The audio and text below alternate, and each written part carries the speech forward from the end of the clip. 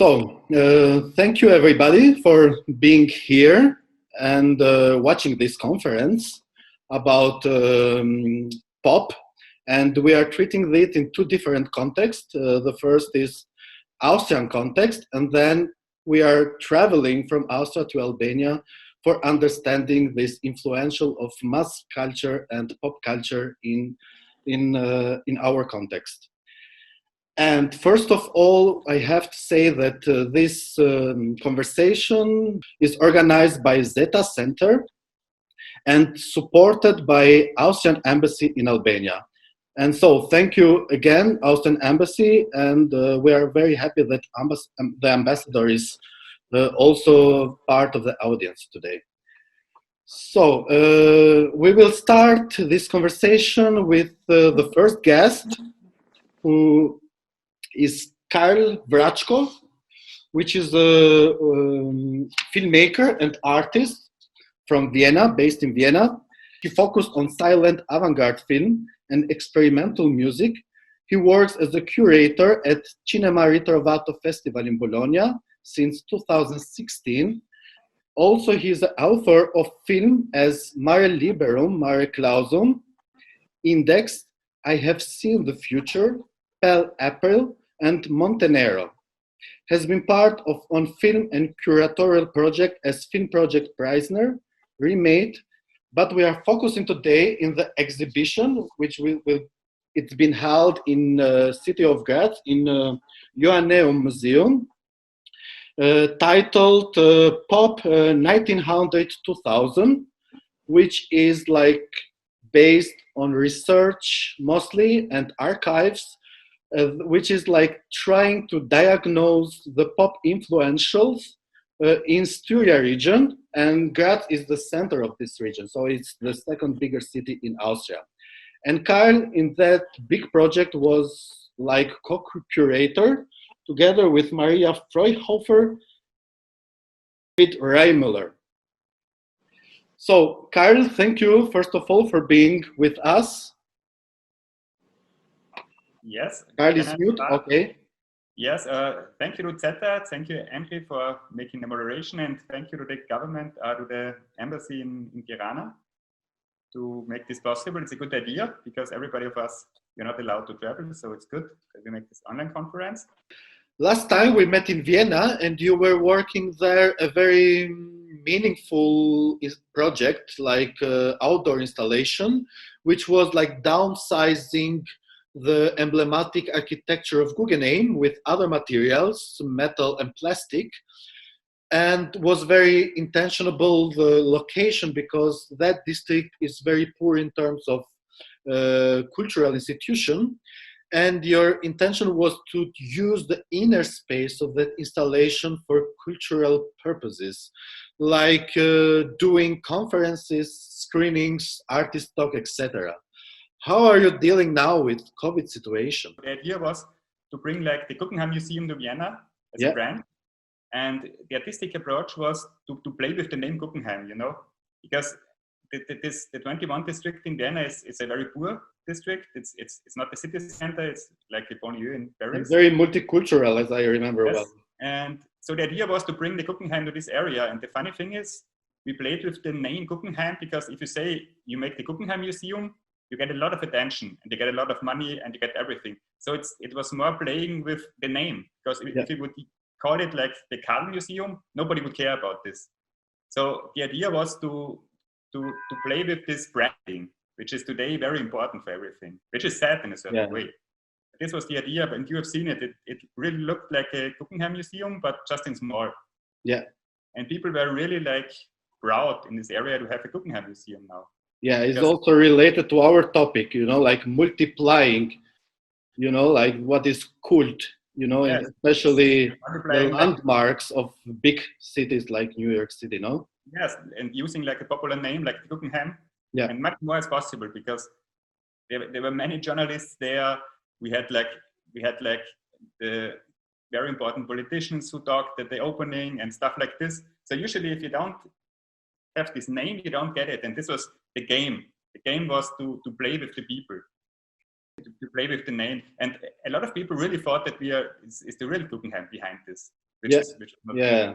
I also really like the material you used. So let's jump now to the exhibition in Graz. And so the virtual floor is yours. Yes, I will start the presentation.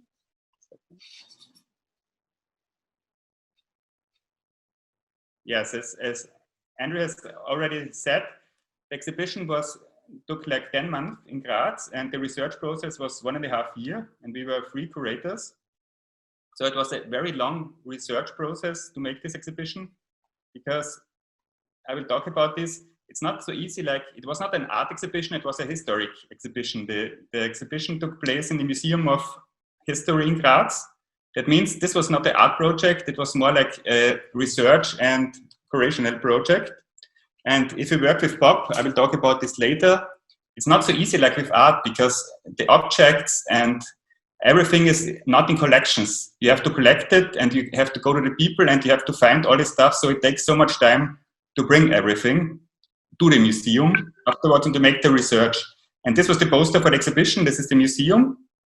And as you see here, the title was Pop 1900 to 2000 and Popular Music in Styria. I will talk about the title, because if you talk of pop, most people think that pop starts in the 50s with rock and roll, stuff like this. But we started in 1900, and I think this is the special thing. And you also see on the image that we have the gramophone, which is a very old machine, and we have somebody who's not a star. This is the audience, with somebody who was listening. And the exhibition took place last year, and it ended this year in January. So this was the last day of the exhibition. This was this January, 1 month before the lockdown came. So people were really acting differently, as you see. So many people in crowds. We are not used to see these images anymore. So the exhibition is Pop 1900 to 2000, Popular Music in Styria. So I have to explain this a little bit, because the exhibition was not about pop music in Austria, it was just pop music in Styria. So I will explain a little bit what is Styria. Here you see Austria. It's Vienna, the big city, and we just made an exhibition about this orange area here. This is Styria. It's one of the 9 districts of Austria, and the exhibition took place in Graz. And as Andre already said, Graz is the second largest city in Austria, but it's quite small. It's 250,000 inhabitants. So like in Austria, it's like in many countries that the capital is very, very big with nearly 2 million people, and Graz was very small. And the interesting thing is that in the 80s, 70s, 80s, most of the music came from Styria. There was a lot from Vienna, but there was also a lot from Styria, which is fascinating that this area was so influential in pop culture in the 70s and 80s. A lot of this music came from this small town here, from Fürstenfeld. And Fürstenfeld was this place where really many people influenced each other, and they really went very big, also internationally. I just want to say why we used popular music as a theme and not pop. Popular music is music with a wide appeal that is typically distributed to large audience through the music industry. So pop means that it's heard by many people. And then we thought, what were people listening in Styria? And it was not just pop music, because if you use the word pop as a genre, pop starts in the 50s maybe with rhythm and blues, and then with rock and roll, and then with rock music and stuff like this. But if you talk of popular music, it's much more. And so if you see in Austria, it's not just pop, it's not just rock and roll and stuff like this, but it's also Schlager, traditional folk music, brass music, because they are also very popular and many people are listening to this. So we decided that this is also pop for us. And so we used the term popular music. And I think this is the special thing in this exhibition, that we didn't start in the 50s, but we showed the whole century of 20th century and music in the whole 20th century. So, and the decision took also place, not just because for pop needs a career to to a wide audience. A carrier is, for example, a record or something like this. And otherwise, it's not possible to reach a wide audience. And the thing in Styria was that before there were stars, yes, but they were very locally. So there were small bands who played in the village and in weddings and in small places like this. Or also, if there were operetta stars in Graz, they were not known by all people in Styria. So for us, it was important, the technical aspect, that you had a carrier. With a carrier, it was possible to use a wide audience. So in 1877, Edison invented the phonograph. And the phonograph is this machine. And with this machine, it was possible to record music and also to play music. And this is an image out of the exhibition. And this was the first phonograph in Styria. And when it came to Styria, this was in 1900. So this was also a reason why we started in 1900.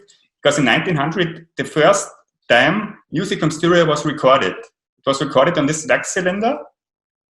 So you can say that Styrian music started in 1900 to become popular. So this wax cylinder was not used by many people because it was not a machine for the masses, but it started with this cylinder. And then came the gramophone. So then 15 years later, and with the gramophone, music became really popular. It was like a bourgeois thing. So it was not everybody had the gramophone, but it was now possible to record music, to listen it. And with the gramophone, Styrian music also got internationally. So we have many artists from the early 20th century who released records and who were published in Great Britain or in the United States. So this is where pop started. And this is the first room of the exhibition. I don't have a good image of this, but many people had no gramophone because it was like a more bourgeois thing. But you have found images, like a group of images, where you see people sitting in gardens with gramophone concerts. So people organized concerts in parks or at restaurants where you could listen to music with the gramophone. And this was when music became popular. So this is why we call the exhibition Pop 1900 to 2000 Popular Music in Styria. Now I want to show you some images of the exhibition and a small video where you can see the exhibition in Graz. And then I want to talk about 6 principles which I found important when one works with or about pop. These are things which I have learned while doing this exhibition in Graz.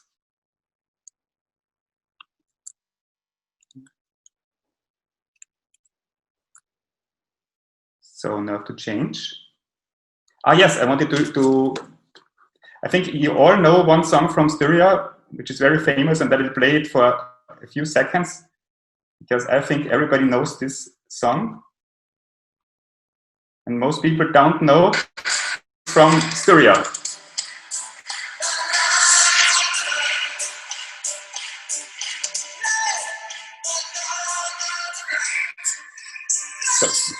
So I think everybody knows this song. It's a very famous song.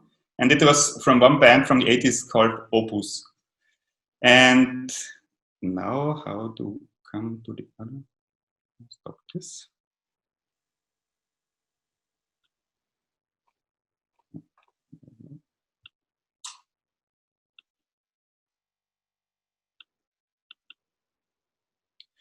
So the exhibition was quite large.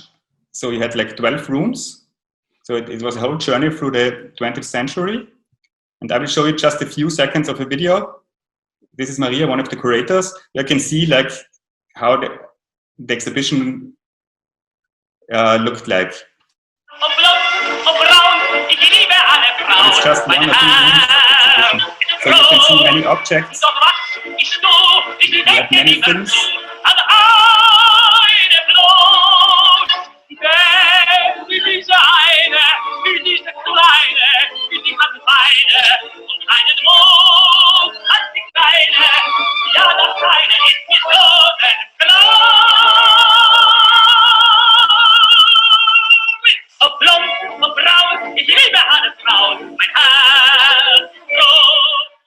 Die Ausstellung Pop 1900 bis 2000 thematisiert. Everything's in German. So you could see that we had many, many objects, and I will talk later about how to collect this project and what are the problems with dealing with all these objects, how to bring them to the archive, how to build the archive, and everything else. And then I want to show you just a small thing that we have this small documentation like online of the exhibition. And yeah, you have the different themes that I just want to show you. For example, why we also started in 1900 was because if you see images from the 90s, for example, this could be everywhere. You know, this could be also in Great Britain or in Germany or in the US. You know, music became very international, and you can't see these are Austrian musicians or these are musicians from Albania or other countries. They look the same. And if you, for example, if we go back to the first 20 years, you can really see that these musicians, they look like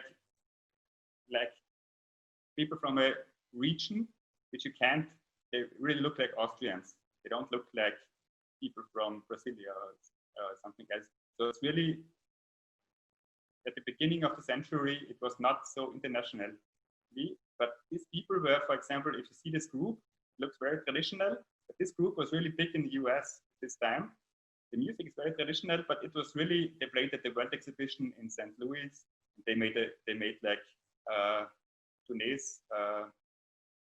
They made like they played everywhere in Europe and in the United States, and the music is very traditional, but it was already pop in a certain way.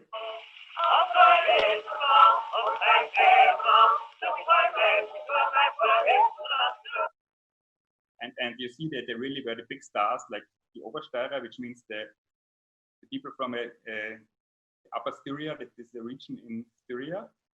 And then you also had like people like Mitzelhofer, who was the first woman being recorded in Styria, and she was the first woman, which is also very interesting. She made a video in 1908, and you know, there you can see that this was really pop, because most people think that music video started like in the 70s. Many people say that Bohemian Rhapsody was the first music video, but there was this small genre, especially in the German-speaking world, where people made like music videos at the beginning of the century. And this is the only one with a woman from the beginning of the century, and this is a Styrian woman, and we found this material during the research. And if you see this, as you know that at the beginning of cinema was silent until 1930. And this is 1908, and this was called Tonbilder. This means images and sound. So they recorded people with the camera, which was silent, and then they recorded a gramophone record, and they played it together in the cinema. And this is like a real music video. So you can see that this was really like pop in a certain way, like pop 70 years later. And we found this record in a private collection, and then we've combined it with the film, which we have found in an archive in Vienna.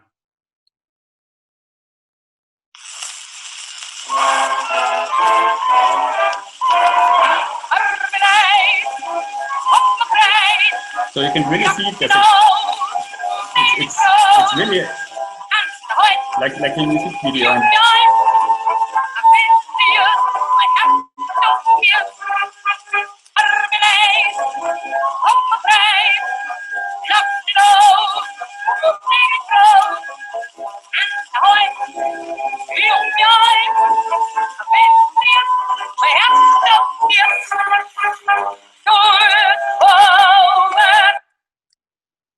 so,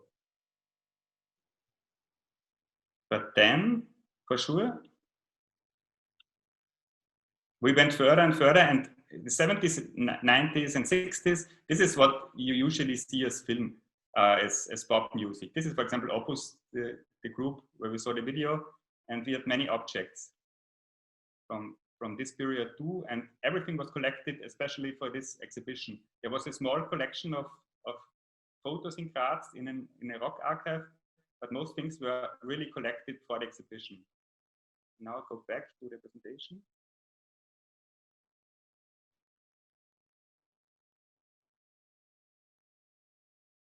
Now I want to present to you like 6 principles I find important.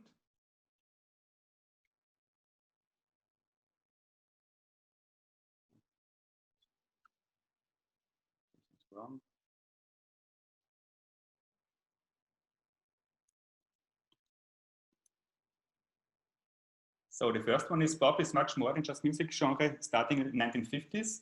I already talked about this. The second is technology plays an important role in the development of pop. The third is social developments in a society play an important role in the development of pop culture. And I will talk about this connected to the exhibition afterwards. Working with pop culture means to work a lot with the people. There are many items in museum collections, but much more in private hands.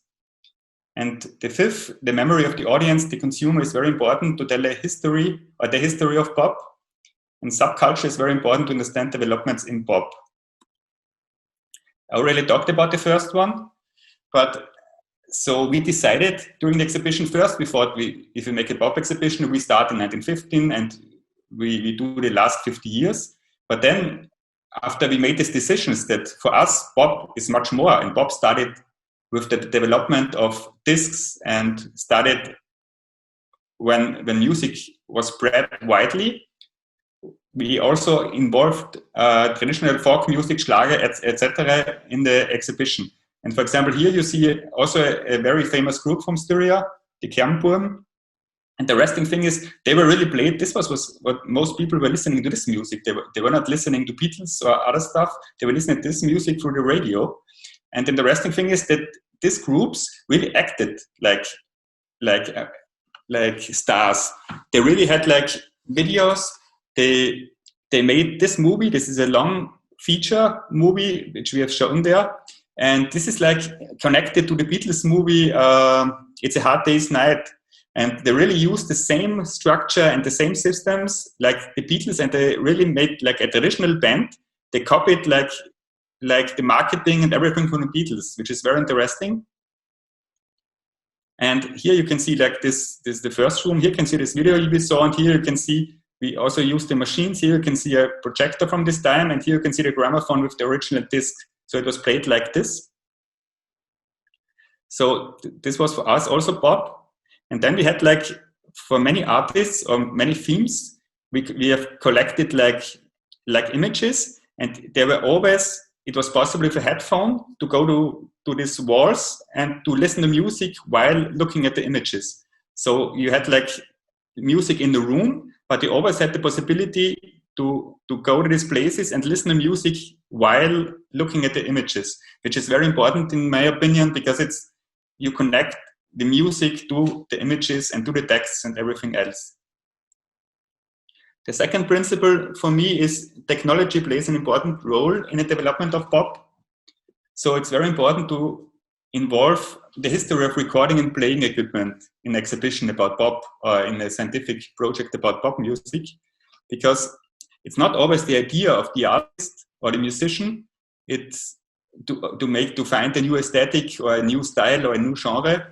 It's mostly connected to technology, which is overseen in many times, especially also in film history. People think that it's always the artist who has the ideas, but the artist can only have ideas if he has the new technologies, and so in our opinion, this was very important. And for example, here you can see a studio. This was the first studio. It's a reenactment of a studio which was in Graz in the 1970s. And we have the original instruments there, and we have texts about these machines. And we had a video which was recorded in the 70s in this studio, or in the beginning of the 80s in the studio, where the musicians were talking how they work with these machines. The interesting thing is that until this period, beat bands or rock bands just played like cover versions. And then came the studio, and with the studio, people started to record music in studio, like pop music and rock music. And this was very important for the style of this time. And also, what is also very important, for example, is the consumer products, like the tape recorder came in the end of the 70s and the beginning of the 80s. And without this tape players, for example, subculture wouldn't be possible, because records were very expensive at this time. It was like 15 to 20 euros in Austria for young people. It wasn't possible to buy many discs, and subculture so wasn't played on the radio. The radio was government radio, so you couldn't hear this. And when this tape recorders came, it changed everything, the game completely, because people could tape music and retape the music and retape the music. So like in the 80s, like the subcultural movements were only possible because of this machine, because it wasn't played on the television, it wasn't played in the radio, and there was no internet at this time. So this was very important, and this is very important to understand why subculture became very big in the 80s. And this is the room of the 90s. In the 90s, the game was changed completely with this machine. It's like the Apple G3. The Apple G3 was really an instrument at this time. So people could record music with this, and there was a big music label in Austria called Mega, which was very famous in the 90s, that the musicians were just using this instrument, nothing else, just the computer.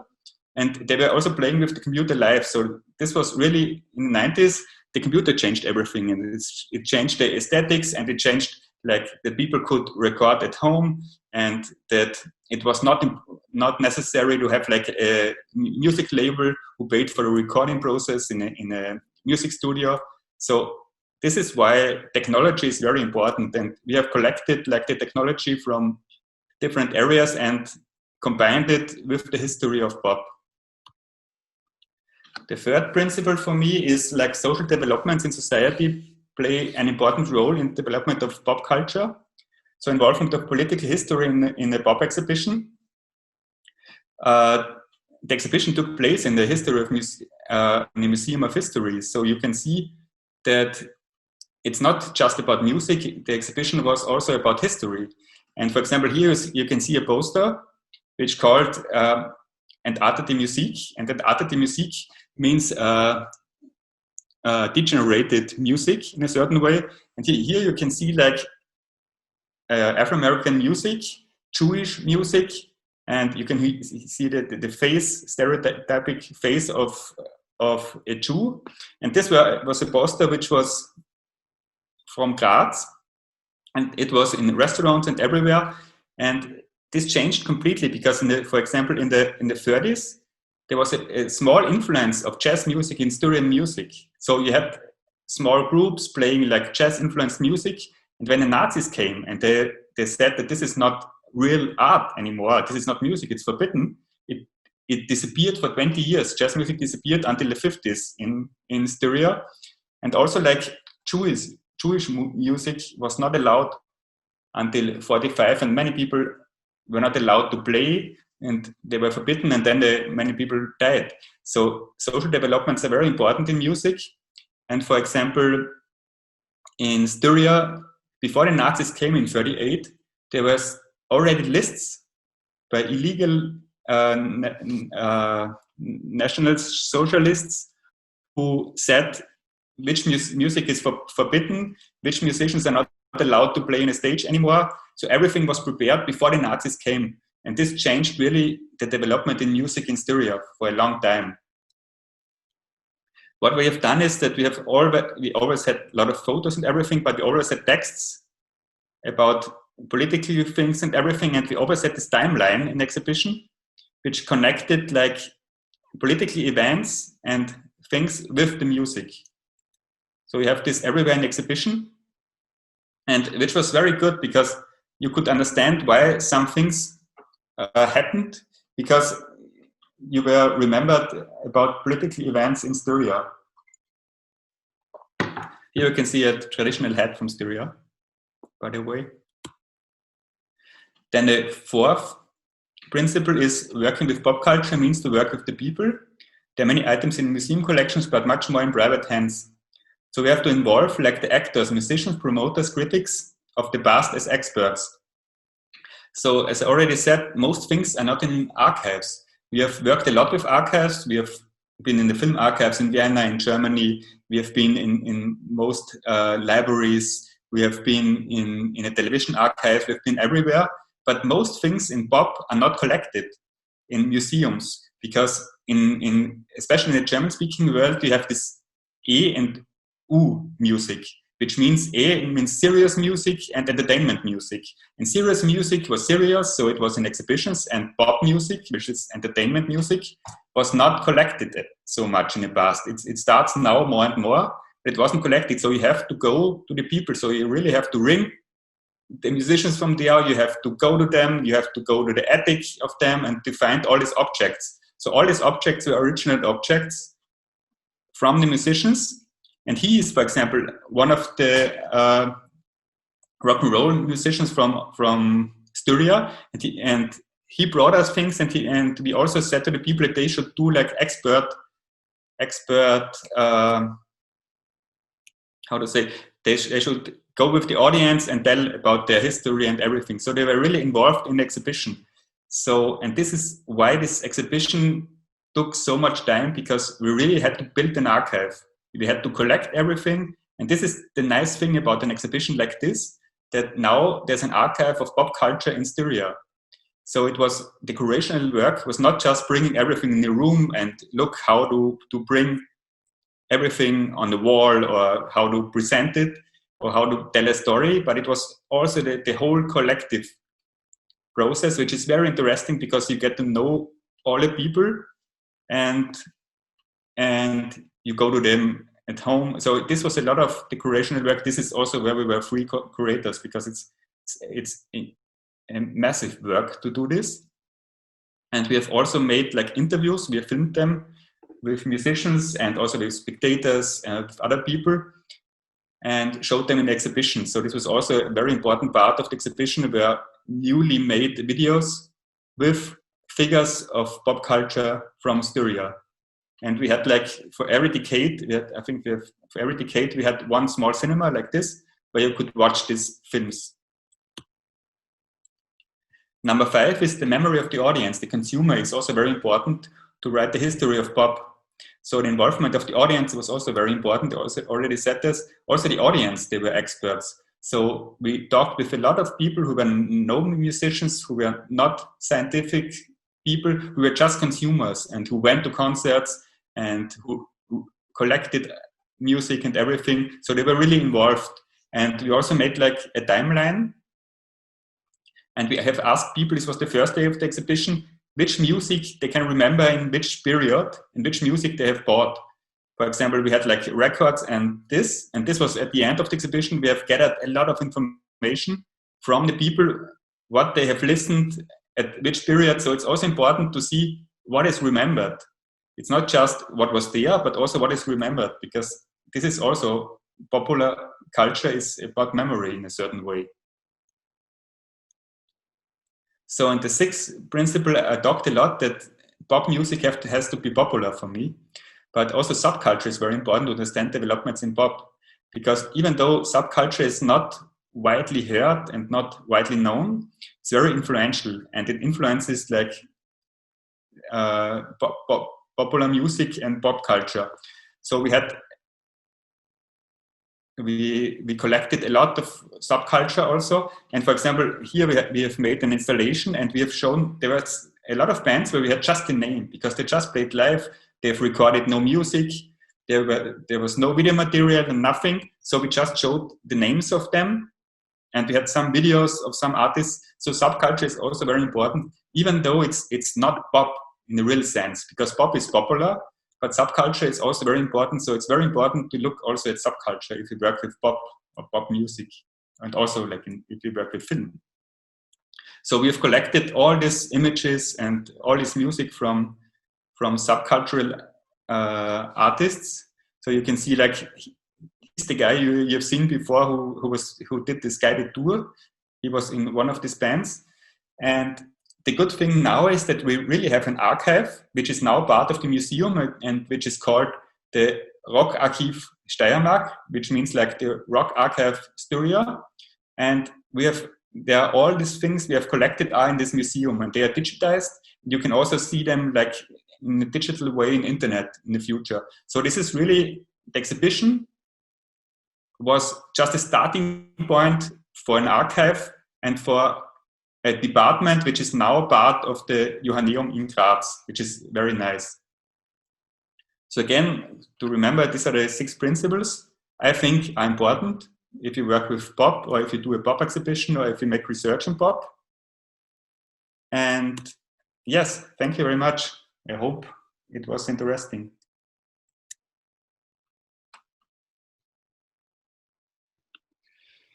Thank you, Karl. It was very interesting. And yeah, I mean, I am also, you know, aware about the context in Austria, which is very like a society who believe in social hierarchy, you know, like I'm now like comparing regions in Austria. We are talking of Vienna, who believe on elite, you know, and who feed the whole world with the classical music and classical culture and elitistic culture. And we are in the second, you know, like important region, which is Graz, and who has this very popular, you know, like popular culture, which, you know, like is divided more with low education, with popular of the worker class, and you know, like of the culture month by month, you know, transmitted. And I mean, the first question is about some critical point, you know, like the critical dimension. If you know, you got some input in your exhibition, because I was, you know, like reading a lot about, you know, like important critics, like neo-Marxist, you know, like theorists, like Gramsci, Debord, you know, Adorno, for example, which is a strong voice on, you know, judging the, you know, like non-elitistic, you know, like culture. He was a mentor of a serious music. Yeah, and also I got a lot of references from the Frankfurt school, you know, which is the Frankfurt School. And there was, you know, like a union of thinkers and, you know, like philosophers who wrote many essays and important books about, you know, like judging this mass culture and who is fitting this mass culture, you know. Like I am just more like giving you some ways of talking and discussing into this political dimension of that exhibition. Yes, the thing is, the political dimension was a lot. It's clear what you mean with Guy Debord and things like this, is that popular culture is used to bring people away from the real problems in society. So it's like escapism in a certain way. This is for real. That it's like this. But for example, what we have, you know, in Austria, you have like in the 20th century, you have all this time with the Nazis, and you have a lot of working class movements also in the 20s, and you have songs in these working class movements, and we have also involved this in the exhibition. And what was also very important for me, which is also not pop in the real sense, that you had partisans who were fighting against the Nazis in Styria, especially in Styrian region. Andrew, you know, there are many mountains and everything, so they were like partisans, and they were fighting against the Nazis. And Styria was one of these areas in Austria where there was a big movement against the Nazis. Not big, but there were people in the mountains, and they have written songs, and they have used these songs for propaganda. So they were really like, they wanted to spread this like pop music to tell the people that the Nazi regime is not good. So I have researched a lot about this, and they found these songs. They were never recorded. They found these songs and they showed this in exhibition. For example, that music was also used for political reasons in Austria. This was also part of, so in the 20s it was used for a revolution, from the working class revolution, and in the 30s it was used against Nazis music. It was not pop music, but they wanted to make it like pop music, which is very interesting. And also, for example, if you talk about the 70s or 60s, the music was very important, like worldwide, with all this movement, like liberation, youth culture and everything. So music was political in a certain way. Sorry, Karl, but I would like to point out again and again on the political dimension of this project, especially talking in two different contexts that we are discussing today. So the project took place in a Western context, and we are talking now from a non-Western context. and is a big ambiguity in terms of criticism, and it's a big question mark: who should criticize whom in terms of pop culture? And is a given fact that consumeristic and capitalistic pop culture has the roots in industrial revolution. So it was this revolution who created a new economical order and has influenced in creation of new elite. And it's almost the same elite who is running the big corporates in terms of entertainment industry. So we can mention Paramount, Netflix, Google, Facebook, YouTube, also the program that we are using for make possible this conversation. And also is this elite who want to exclude themselves by their own product. And we, as a non-Western culture, we were consumers and buyers of what Western world produce, because it's also a given fact that massive popular culture is a product of Western Europe and North America. And it's important to say that it's not authentic culture of people, but it's pushed by economy.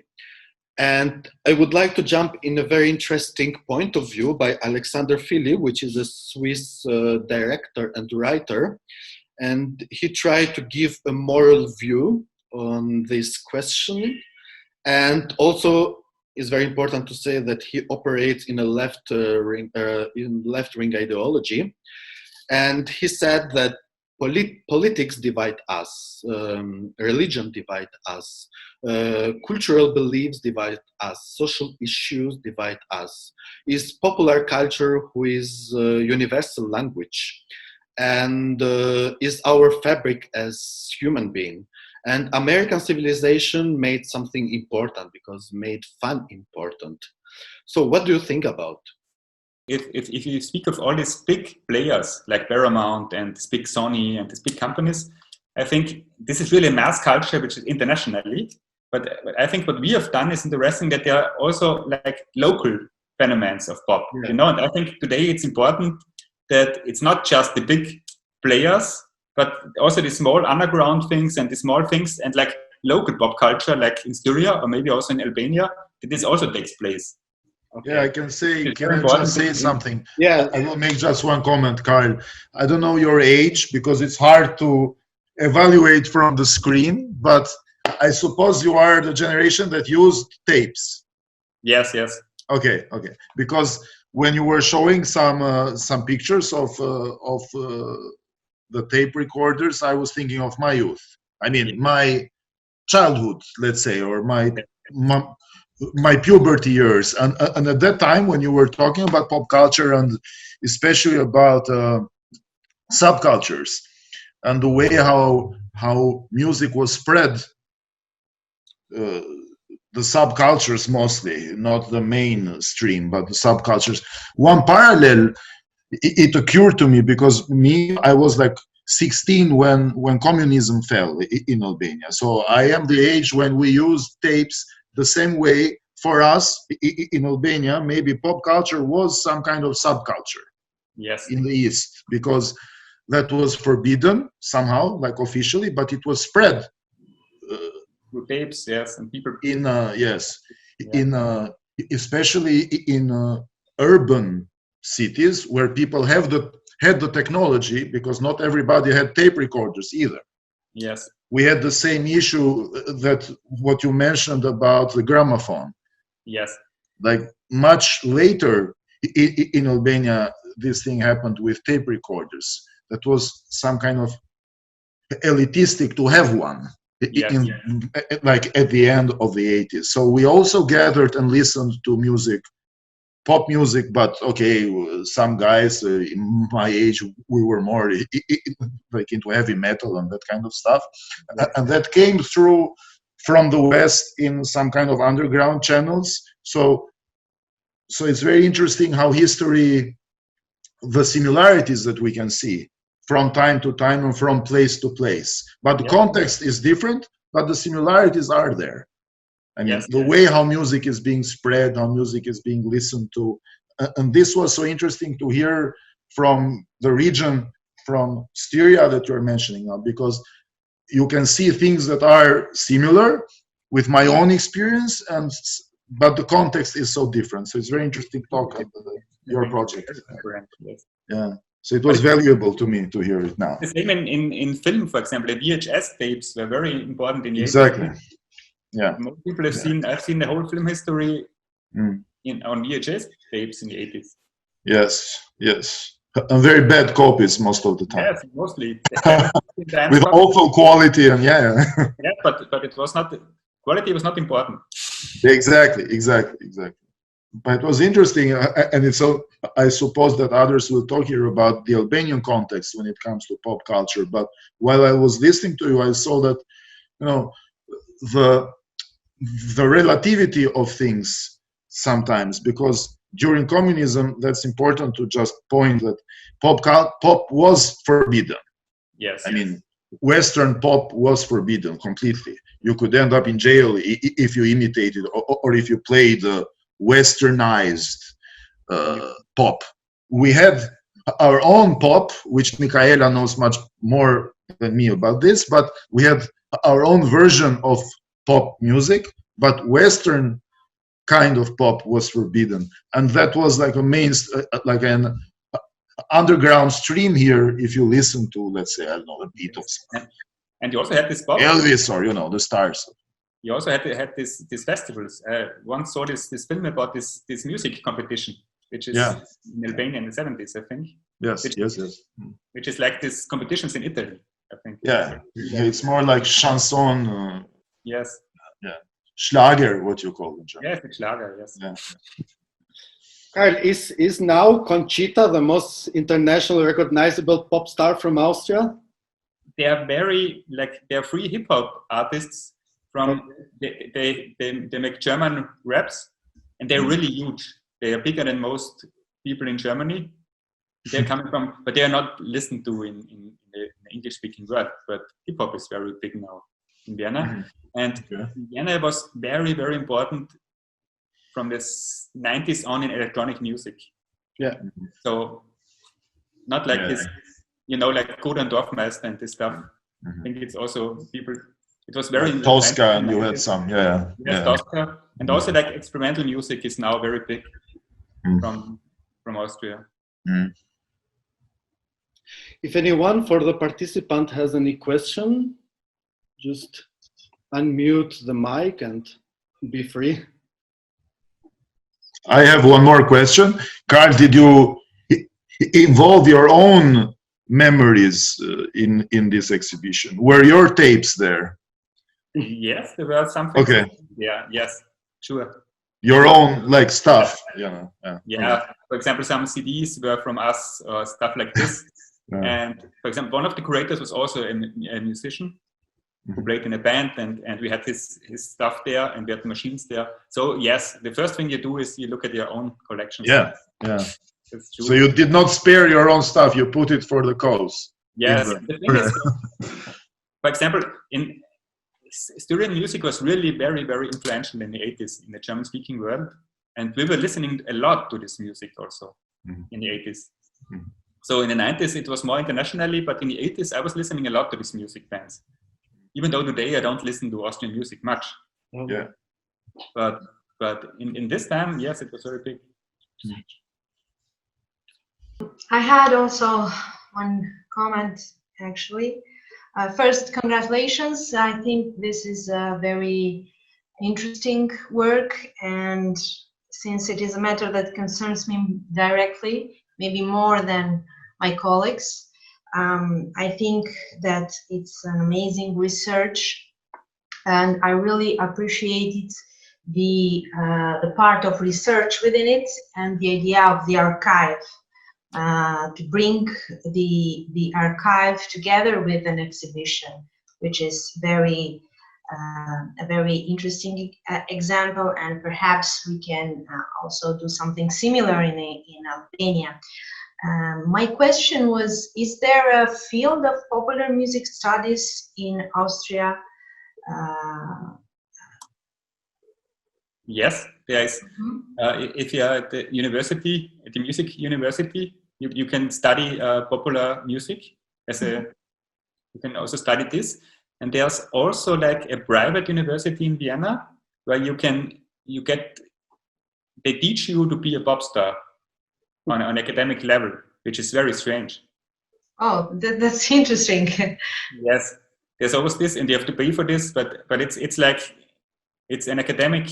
You will get a master if you finish this. You get a master in pop music, which is kind of strange. But usually, what you also have is like jazz institutes. You have a very important jazz institute in Graz, which was the first one in Europe. And they don't teach just playing jazz, but they make a lot of research in jazz. So I'm sure that it was the first one in Europe, and I think it's from the scientific point. I think it's nowadays it's also one of the most important in Europe, in Graz. Okay. So we also worked with them a lot because they had also an archive, and they were, at universities they collect things, but they don't have a real archive. So we were working with them and collecting stuff. So for jazz, it's very good. Okay, I see. So practically only in Graz is taught popular music. Yeah, you can make it, and in Salzburg at the Mozarteum also, as much as I know. Is this something recent, or considering that the field of popular music studies started in the 80s? Yes, I think it's Anglo-American part, yes, and I think it started in the 90s. Scholars had to fight a lot about stabilizing this kind of field of studies. And was it the same in Austria? Yes, I think it started in the 90s in Vienna, popular music. And for example, jazz is very unique. In Graz, they started, I think, I'm quite sure, in 1960. So to make research about jazz music, which was very, very early. Okay. Because even in the United States, there was not much academic jazz research at this time. So they were really innovative in a certain way. But for pop culture, it started later, like in the 90s. Okay. Sure. Thank you. But there are not so many experts on academic experts on pop culture, I have the opinion. Again, thank you, Karl, for the great presentation. And now we are shifting into the Albanian context. And, we really congratulate for the research process that you had in your project. And we hope this conversation, this public, conference that we are doing also stimulate a big project as, like you did in Graz. And maybe we can diagnose, the Albanian context, which is very interesting politically from, like before 90s, which was very, isolated society and very controlled, and was this, official culture dominating. Yes. And then this, open globally to the world immediately, and how, was pursued by the community here and art makers. So thanks again. Thanks again, and make a research and meet the people. It's a lot of fun to meet all these musicians, and mostly they're old, and they're really motivated to talk about this and give you the items, because most of the things are in the attic or in the cellar or somewhere. So just start to collect. Thank you. We are shifting in Albania, and as I told you, I will do a summary tomorrow for what we are going to say now. Yes. So thank you again. Tani do kaloja tek e ftuara tjetër, e dytë për sot, e cila është Ledia Kostandini, dhe do hidhemi në artet pamore. Atëherë, Ledia Kostandini ka lindur në të 10 në Pogradec, jeton dhe punon në Tiranë, është diplomuar në Universitetin e Arteve në vitin 2006. Praktika saj artistike përfshin mediat e larmishme si fotografia, piktura, instalacioni, ndërhyrjet publike dhe ilustrimi. Punët e saj janë të ekspozuara brenda dhe jashtë vendit, në ekspozita personale dhe kolektive në institucione kulturore në Tiranë, Maqedoni, Gjermani, Francë, Austri e tjerë. Është fituese e çmimit Sea Vision dhe çmimit Ardhje për artistët e rinj në vitin 2012. Faleminderit që më ftove, edhe për prezantimin që më bëre. Po, sot dua që të prezantoj para jush disa prej projekteve të mia, jo të gjitha kuptohet, por një moment të caktuar, të cilat unë mendoj, ose edhe si periudhë mendoj se kanë lidhje me principet e pop artit. Në fakt, kur ti më ftove, natyrshëm fillova të mendoj se kur mund të ketë qenë kontakti im i parë mbase me një vepër të mirëfillt të pop artit. Sepse jam e sigurt që gjitha zgjedhjet që ne bëjmë në jetë, gjithë formimi ose mënyra se si ne marrim trajtën tonë më tej, ka të bëjë me eksperiencat e jetës, patjetër edhe me atë nivelin e subkonsciencës, po patjetër që edhe me eksperiencën edhe me ngjarjet që na ndodhin gjatë jetës. Dhe kam përshtypjen se hera e parë që unë të paktën jam impresionuar nga një vepër e artit pop, duhet të qenë në vitin 91, 92. Unë atëherë kam qenë rreth 7-8 vjeç. Ka qenë momenti që në Shqipëri filluan të hyjnë, si thua, produktet e para, nga importohen produktet e para të konsumit masiv, po e quajmë, me etiketat e tyre shumë ngjyrshe, po themi ne si fëmijë ishim të impresionuar nga gjitha ato gjëra që po shihnim, librat e parë, imazhet e para televizive, të cilat të gjithë i kujtojmë, sidomos me kanalet italiane, filmat e Disney të cilët më në fund ishin duke u transmetuar. Unë gjithësh po e them nga optika e një fëmije të 7-8 vjeç në atë kohë. Ndërkohë ky imazh i pop artit, që unë do ta them pak më vonë, ishte një punim i Roy Lichtensteinit, i cili po qarkullonte në familjen time ato kohë. Babi im është piktor, edhe ai ka punuar për shumë kohë si skenograf në qytetin e Pogradecit, në Pallatin e Kulturës, edhe para 90-s, edhe pas 90-s, dhe pas 90-s ka qenë moda e spektakleve të misit, të cilat bëheshin jo vetëm domethënë në rang kombëtar, po edhe në rang lokal. Edhe më kujtohet që ka qenë Miss Pogradeci, që babi im po përgatiste skenografin. Ai po përdorte një imazh të cilin e mbante gjithkohës të hapur në shtëpi një libër të Roy Lichtensteinit, po imazhi ka qenë The Explosion. Është një imazh i shpërthimit i cili duhet jetë një litografi, kam përshtypjen, por që ai ka bërë dhe variante të tjera. Do ndaj me ju këtë imazh tani, që të kuptoni se për çfarë po flas. Nuk e di a e shihni? E shihni? Okej. Ky ka qenë The Explosion, edhe më kujtohet që mënyra se si babi po e dizajnonte skenografin, pra sigurisht e kishte rritur shumë në dimension, në pjesën qendrore të saj kishte bërë një të qartë, si thua, një fyrje në të cilën do dilnin vajzat, do të bënin paradë, ka qenë vendosur në lartësi dhe poshtë saj zbrisin disa shkallë. Por më kujtohet që mënyrën se si ai trajtoi, siç e shihni instalacionin ose skulpturën në të djathtë, ai e trajtoi me shtresëzime, me materiale të ndryshme, por sigurisht që trajtoi dhe me pikturë. Tani ajo që mua më impresionoi ishte fakti se si filloi të transformohet ky imazh nga një ilustrim për mua në atë kohë, filloi të transformohet marrë trajta të shumë fishta, duke ju dhënë një funksion në radhë të parë, sepse ajo tashmë u bë një skenë, u bë një derë, një portë e tjerë, edhe më kujtohet gjithë procesi derisa u transmetua dhe spektakli, dhe se si filluan të ofrojnë një efekt tjetër këto ngjyra kur gjithçka u rrit në dimension, dhe tipike të Roy Lichtensteinit janë edhe ato pullat, se si kanë një emërtim, Band-Aid dots kam përshtypjen se quhen, Band-Aid dots, janë ky paterni që përdor vazhdimisht Lichtenstein si një imitim i atyre imazheve të gazetës të printeve, dhe gjitha këto i pash si thua të zmadhuara. Këtu ishte impresionimi im i parë dhe në fakt më kujtohet që fëmijërinë time e kam kaluar me këtë libër në dorë, sepse më dukej sikur të gjitha skenat e Lichtensteinit mund të gjeja një të çarë për të aluduar, për të krijuar imazhe të tjera mbi të, për të krijuar, si thua, skenare të ndryshme për mbi ngjarje, gjëra që shihja aty.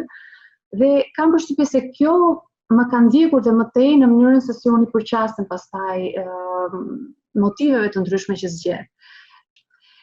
Për të kaluar te projektet e mia tani, atëherë do kalojmë shumë vite.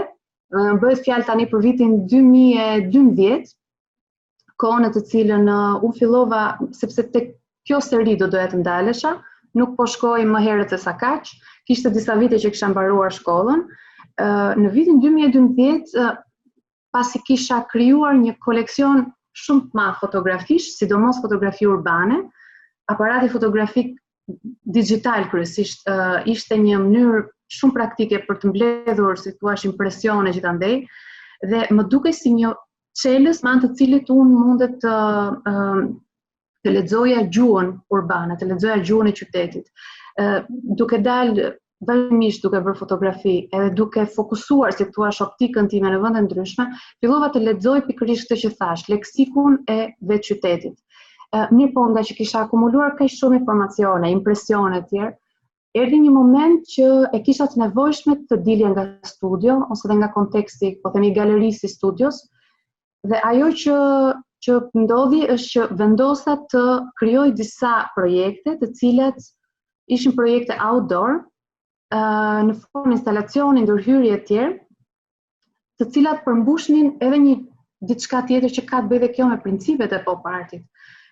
Përmbushnin një kontakt me një tjetër lloj publiku, i cili jo më që nuk duhet përçmuar edhe lënë jashtë dyrave të galerisë domosdo vetëm duke mos e cilësuar si në standardin e duhur e tjerë, po unë them se vetë artisti e ka në dorë, si thua, atë trajtën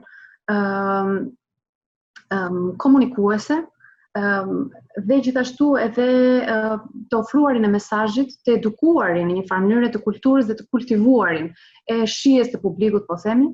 Kështu që ajo që vendosa të bëj si fillim ishte që të shkoja jo më në Tiranë, por edhe përtej saj, në zona rurale, në zona periferike.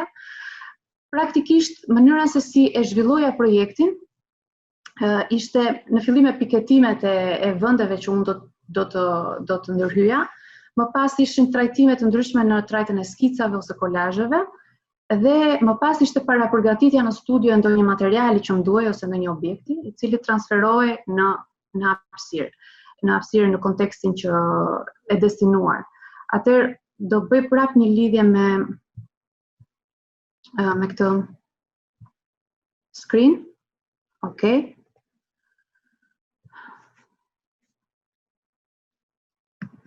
Nuk e dia, është okay, është e qartë tani? Po. Ky është një ndër projektet e para që unë kam bërë, nuk para e kam ekspozuar dhe nuk kam diskutuar shpesh për këtë projekt, por më duk një ndër ato projektet përfaqësuese, sidomos për sa i përket edhe asaj për cilën e po flasim, kësaj forme të artit ose kësaj lëvizje, është përdorimi në një farë mënyrë i ikonografisë të sotme, ikonografisë digjitale, i imazheve simbolike, të cilat, siç është kjo karroca e blerjeve, që për më tepër sot është, po themi, simboli që lëviz të gjithë ekonominë bar globale, politikën dhe ekonominë, dhe është e vendosur, qëllimi ishte për ta çuar, për të udhëtuar në një mënyrë metaforike me këtë karrocë të para përgatitur në studio, për të shkuar në disa hapësira ish industriale. Hapësira industriale ish fabrika, po e quajnë. Konkretisht këtu jam tek kombinati tekstileve në Tiranë. Janë zona të cilat patjetër kanë dhe ato lavdinë e tyre të mëparshme, por dhe ato simbolikën e fortë të asaj që ne kemi qenë, edhe të mënyrës se si sot, po themi, është në çfarë niveli është teknologjia, konsumerizmi e të tjerë, i asaj që mund quhet vetë prodhimi. Dhe është një ballafaqim i dy koncepteve të ndryshme ose dhe dy shtresave historike njëkohësisht, të cilat arova të them dhe këtë që mënyra ose qëllimi ishte për ta vendosur këtë karrocë në zona në të cilat më herët në tip shinash ose në vende në të cilat më herët kanë kaluar mjetet transporti, siç janë vagona që transportonin minerale, materiale, po qoftë edhe në Hekurudh. Për shembull, kjo është një vendosje në Hekurudh. Hekurudha dihet që është përfaqe të zezë sepse shumica e akseve, për të mos thënë që vetëm një aks punon, shumica e akseve janë inexistent. Në fakt, Kjo ndërhyrje unë e titulloj Purchasing Silence ose të blesh heshtjen. Edhe është pikërisht ajo që në fakt është koncepti kundërt me atë që ka qenë e zhvilluar, ka ndodhur në këto vende, në të cilat gjithkohës kishte zhurmën e industrisë, zhurmën e punës. Pra një lloj lavdije industriale e cila lidhet, ballafaqohet me atë të sotme, me industrinë e sotme, me komercin e ditëve të sotme. Edhe kjo është një ndërhyrje tjetër në afër Pogradecit në fakt. Është një rrugë të cilën unë e bëja shumë shpesh, vazhdoj e bëj, dhe janë disa bloqe që unë vazhdimisht të shifja për vite me radhë në fakt, edhe më duke sikur mënyra se si ato qëndronin realisht, më duke sikur herën tjetër nuk do t'i gjeja, më sepse ishin pothuajse të gjitha duke rënë njëra mbi tjetrën. Por janë disa bloqe betoni që besoj për ne si shqiptarë janë shumë familjare, shumë të njohura si imazh. Pak a shumë i ngjajnë këtyre bloqeve të Berlinit, po janë më të ulta, dhe mund t'i shohësh të shpërndara gjithandej nëpër Shqipëri, por tashmë janë shumë të kamufluara me arkitekturën, po themi të re që është bërë në këto zonat interurbane, se ndonjëri e ka trajtuar si mur rrethues të shtëpisë, ndonjëri e ka bërë si urë, ndonjëri e ka bërë si rrugicë të tjerë, kurse në këtë rast, çuditërisht për vite të tëra këto bloqe po qëndronin në të njëjtën mënyrë. Dhe unë vazhdimisht i imagjinoja këto sikur të ishin tamam në atë efektin e dominove, sikur ishin duke rënë mbi njëra tjetrën. Kështu që ajo që bëra ishte thjesht puna një ditë, përgjithsisht punët e mia nuk është se kërkojnë, po themi, kosto të mëdha ose edhe ndonjë kohë shumë të madhe. Konkretisht kjo është bërë brenda një dite, por siç e thash, ajo që më intereson është të shkuarit atje në vend, edhe të ofruarit të një optike të re, një impresioni të ri përmbi diçka që është e padukshme ose është fare ordinere për të tjerët. Dhe në rastin këtu, shifja që njerëzit tu nuk u afruan shumë njerëz, në fakt i shifja që rinin larg, por ajo që ndodhi më tej ishte më surprizuese, sepse pash një kronik në lajme dhe një gazetar kishte shkuar të pyet banorët, të cilët në fakt ishte për surprizën time sepse unë nuk i takova, realisht ata nuk u afruan, por e kishin kuptuar shumë mirë, domethënë atë që kishte ndodhur, edhe për më tepër i kishte dhënë frymë asaj zone aty. Shpreheshin që jemi shumë të kënaqur, tani i pam ndryshe, ju dha një trajt e re. Gazetari për më tepër, meqense ishte edhe afër me studion e babit, kishte shkuar, kishte marrë dhe një intervistë babain, por çdo gjë ishte pa djenin time, dhe kjo ishte si thua një efekt tjetër interesant në kuptimin që vetë arti publik në vetvete e ka këtë efekt. Ti e lë aty dhe ai ka jetën e vet, ka rrugtimin e vet, ka njohje të tjera. Ky është një tjetër projekt në po të njëjtin princip. Përgjithsisht unë jam e tërhequr nga element që kanë një trajt provizore, si thua element me karakter industrial në fakt, ashtu siç edhe vetë po parti ndërthur ndonjëherë element handmade me objekte industriale. Kjo më duket një efekt të cilin unë të paktën e preferoj edhe e gjurmoj. Në këtë rast të ishin disa tuba që për pak kohë qëndruan këtu, edhe pikërisht të momentit tranzitiv, të momentin në të cilin mes vendosjes dhe shkuljes ose heqjes që aty më pëlqen ta shfrytëzoj, sepse në këtë mënyrë më duket sikur edhe vetë puna ime bëhet më spontane, bëhet më sportive, merret më me pikërisht më me sportivitet po e quaj, sepse e di që ajo e ka këtë karakter në vetvete dhe vetë puna dhe vetë objektet që gjej. Edhe kjo është ky është një tjetër instalacion i cili është punuar paraprakisht në studio, janë objekte dydimensionale në fakt, janë të pikturuar dhe më pas të vendosura në këto inertet. Është një imazh që unë kam fotografuar në fushat e Shqipërisë, në disa fusha kur kam udhëtuar. Imazhi këtyre grave që mbledhin në prodhimet e fushës. Dhe pas fotografive kam krijuar këto, janë në dimension natyral, kam krijuar këto figura, të cilat si thua i përngjajnë këtij efekti të mbjelljes ose të marrjes të produkteve nga toka, dhe i kam instaluar më pas brenda këtyre materialeve të hedhurinave ose të mbetjeve inerte. Ky instalacion është një ndërhyrje, në fakt ishte në kuadër shumë të gjerë, sepse ishte një projekt më i gjerë se sa imi, përfshinte, kam përshtypjen 10 artistë, të cilët secili prej tyre duhet të piketonte një hapësirë, një vend me të cilin do të ndërvepronte përgjatë një segmenti rrugor, nga Tirana në Shkodër. Kjo punë ka qenë u realizua afër Laçit, është një, domethënë afër autostradës për Brisaj.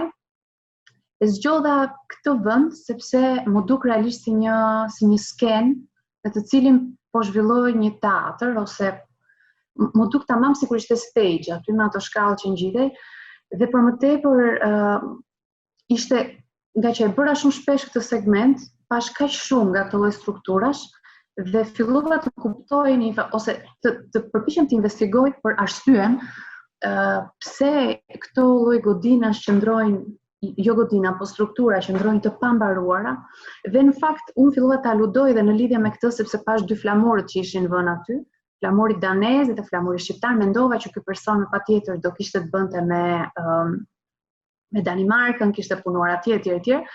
Qëlloi në kushte pak surprizuese sepse ai më kapi mua në flagrancë ndërkohë që isha duke punuar këtu. S'kisha ku t'i merrja lejë, s'kishte numër telefoni e të tjerë, ai person erdhi, më kapi duke ndërtuar këtë dhe pas një sherrit vogël edhe pas një sqarimi të vogël, sepse këto janë të gjitha ato aventura që mbeten më vonë si impresione të punës dhe e shoqërojnë si histori të gjithë punën. Ai më shpjegoi gjithë historinë e vet dhe ishte vërtet që ai ishte migrant në Danimarkë etj, që nuk kishte pasur mundësi të vijonte punët këtu. Pra, në një farë mënyrë simbolizonin atë që unë mendoja për aspiratën ose ëndrrën për të ndërtuar, për të arritur diçka, dhe nga ana tjetër dështimin ose kolapsin, qoftë ky ekonomik, social. Dhe ajo që unë doja të bëja simbolikisht, kuptohet, në një mënyrë metaforike, ishte të vendosja disa piketa rindërtuese ose vijuese të këtyre strukturave. Kështu që adaptova elemente të ndryshëm, ishte e zhvilluar dhe si instalacion edhe si një mural, elemente të ndryshëm nga vetë arkitektura për të vijuar në një farë mënyrë këtë strukturë. Këtu është një projekt që mbase ju e keni parë, është në blok në Tiranë, ka qenë në kuadër të Bienales të Mesdheut, e zhvilluar, kam përshtypjen në 2016 ose 2017. Për këtë madje kam pasur edhe ndihmën e Nevinit, e cila është këtu, edhe falenderoj se bashkia më ndihmoi realisht praktikisht për ta ekzekutuar projektin. Mënyra se si ai është ekzekutuar është nëpërmjet shabloneve, nuk janë shablone, janë në fakt printe, por fillimisht kanë filluar si shablone të paktën në mënyrë digjitale, dhe më pas janë ngjyrosur tamam në trajt posterash, për tu instaluar në fasadë. Qëllimi në fakt nuk ishte për të mbuluar fasadën, ose për të krijuar stresën finale të fasadës edhe për ta zbukuruar atë. Qëllimi ka qenë për të evidentuar edhe më shumë atë që është identiteti i estetikës tonë urbane, të cilat janë këto ndërhyrje të pajisje dhe ndryshme që ne, këto zgjatimet e apartamenteve tona, nëpërmjet kondicionerave, tendave etj. Pra gjithë qëllimi im për gjithë rrugtimit si artiste, sidomos së fundmi, ka të bëjë pikërisht me njohjen e gjuhës urbane, edhe me komunikimin nëpërmjet saj të asaj që mund të jetë historia jonë, që mund të jetë sjellja jonë, që mund të jetë botkuptimi, mentaliteti, në mënyrën se si tu sillemi pikërisht në hapësirën publike. Kjo këtu nuk është e imja, ky imazh është një libër në fakt i Andy Warhol, të cilën unë e solla këtu sepse mbase pak prej jush mund ta dinë që Andy Warhol ka bërë një libër ngjyrosjeje, edhe ka qenë një libër në fakt që nuk ka qenë shumë publik. Në publikimin e tij të parë nuk ka qenë masiv. Ai ka punuar, Warholi ka punuar si ilustrues komercial për shumë vite, dhe së bashku me prorin e vet vendosën që të bënin një libër ngjyrosjeje për fëmijët e antarëve të kompanisë, po themi, i cili u shpërndat tek ata me rastin e krishtlindjeve.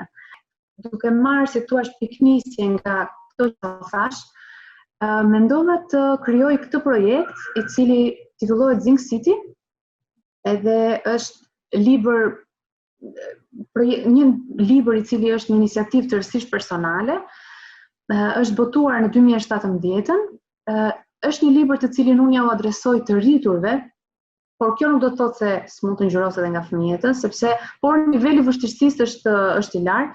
Qëllimi ishte që të përmblidhja në këtë libër të gjitha impresionet që kisha marrë në tërësi nga qyteti dhe të krijoja këtë koleksion ilustrimesh, të cilat më tej do të ishin të vijueshme dhe do të nisja si thua një komunikim nëpërmjet I librit me publikun.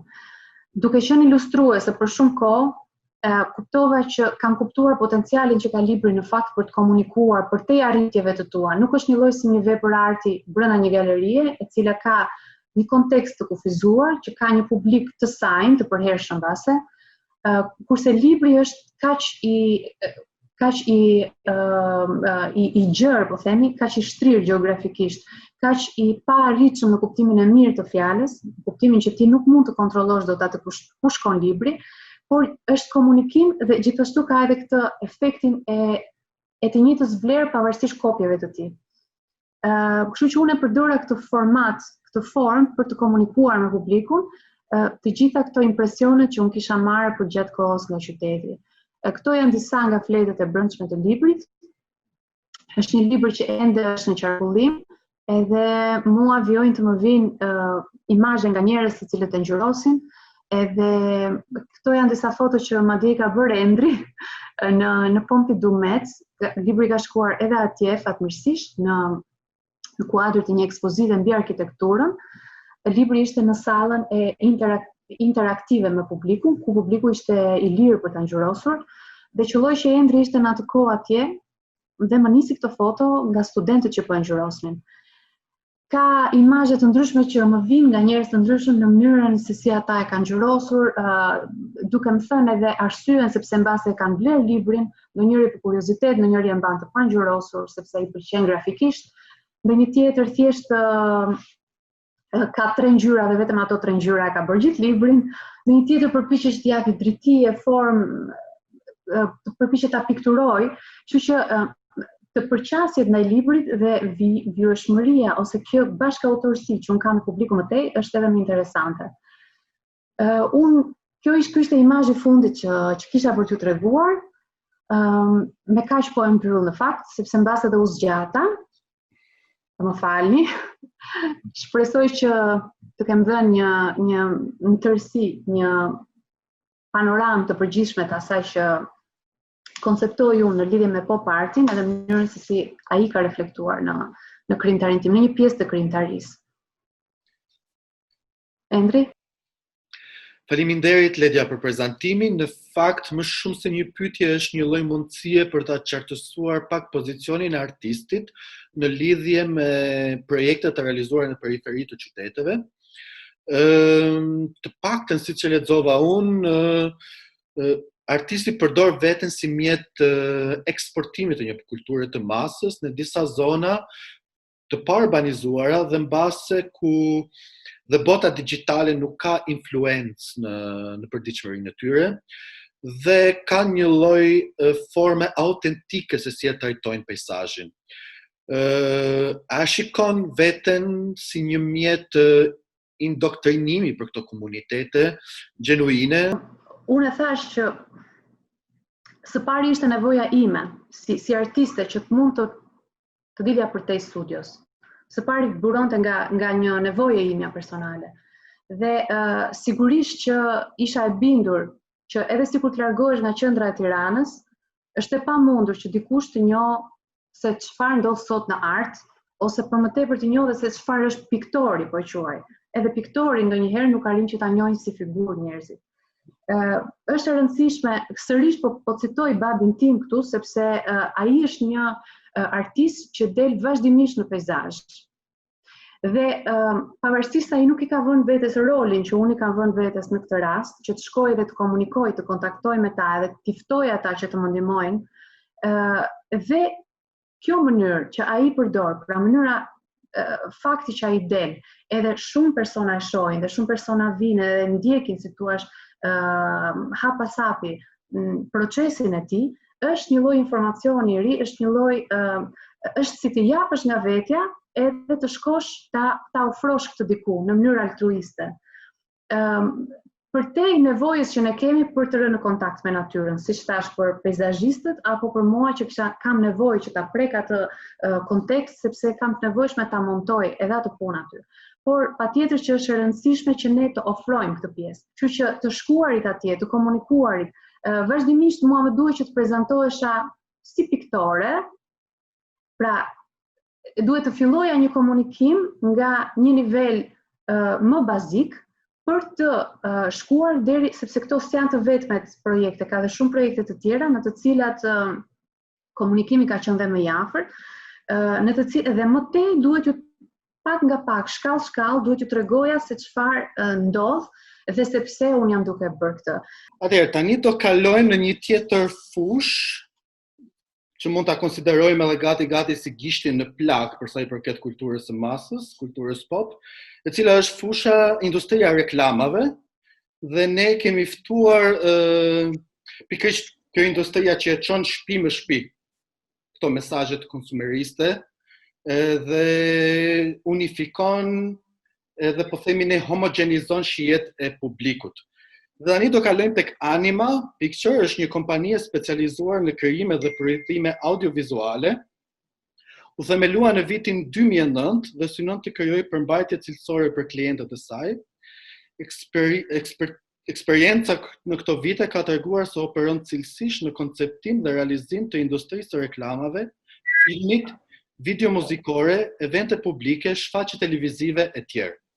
Ne kemi zgjedhur 3 spote të realizuara për një nga klientat e agjensisë të cilën ne kemi ftuar, pra Anima Picture.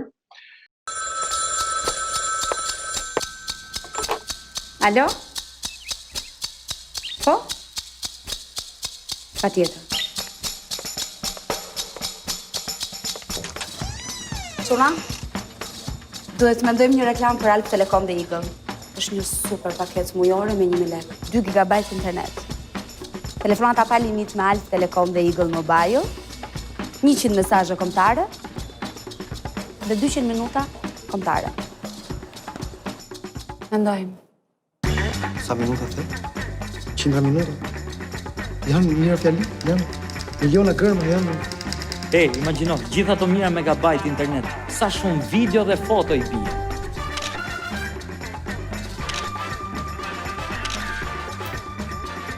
A morën vesh më? E shumë. Shfrenoni fantazi. Sepse sot do të punojmë për paketat ndërkombëtare të Eagle Mobile dhe Alp.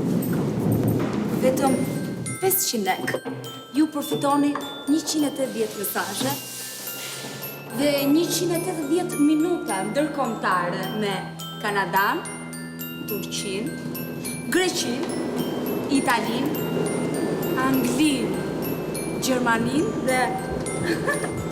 Shëpa. Hej. Po më dëgjon? Po. Çfarë oferte, Sonja dhe zotërinj, ky është momenti i shumë pritur, ku do të jeni të pranishëm në thyrjen e rekordit në komunikim.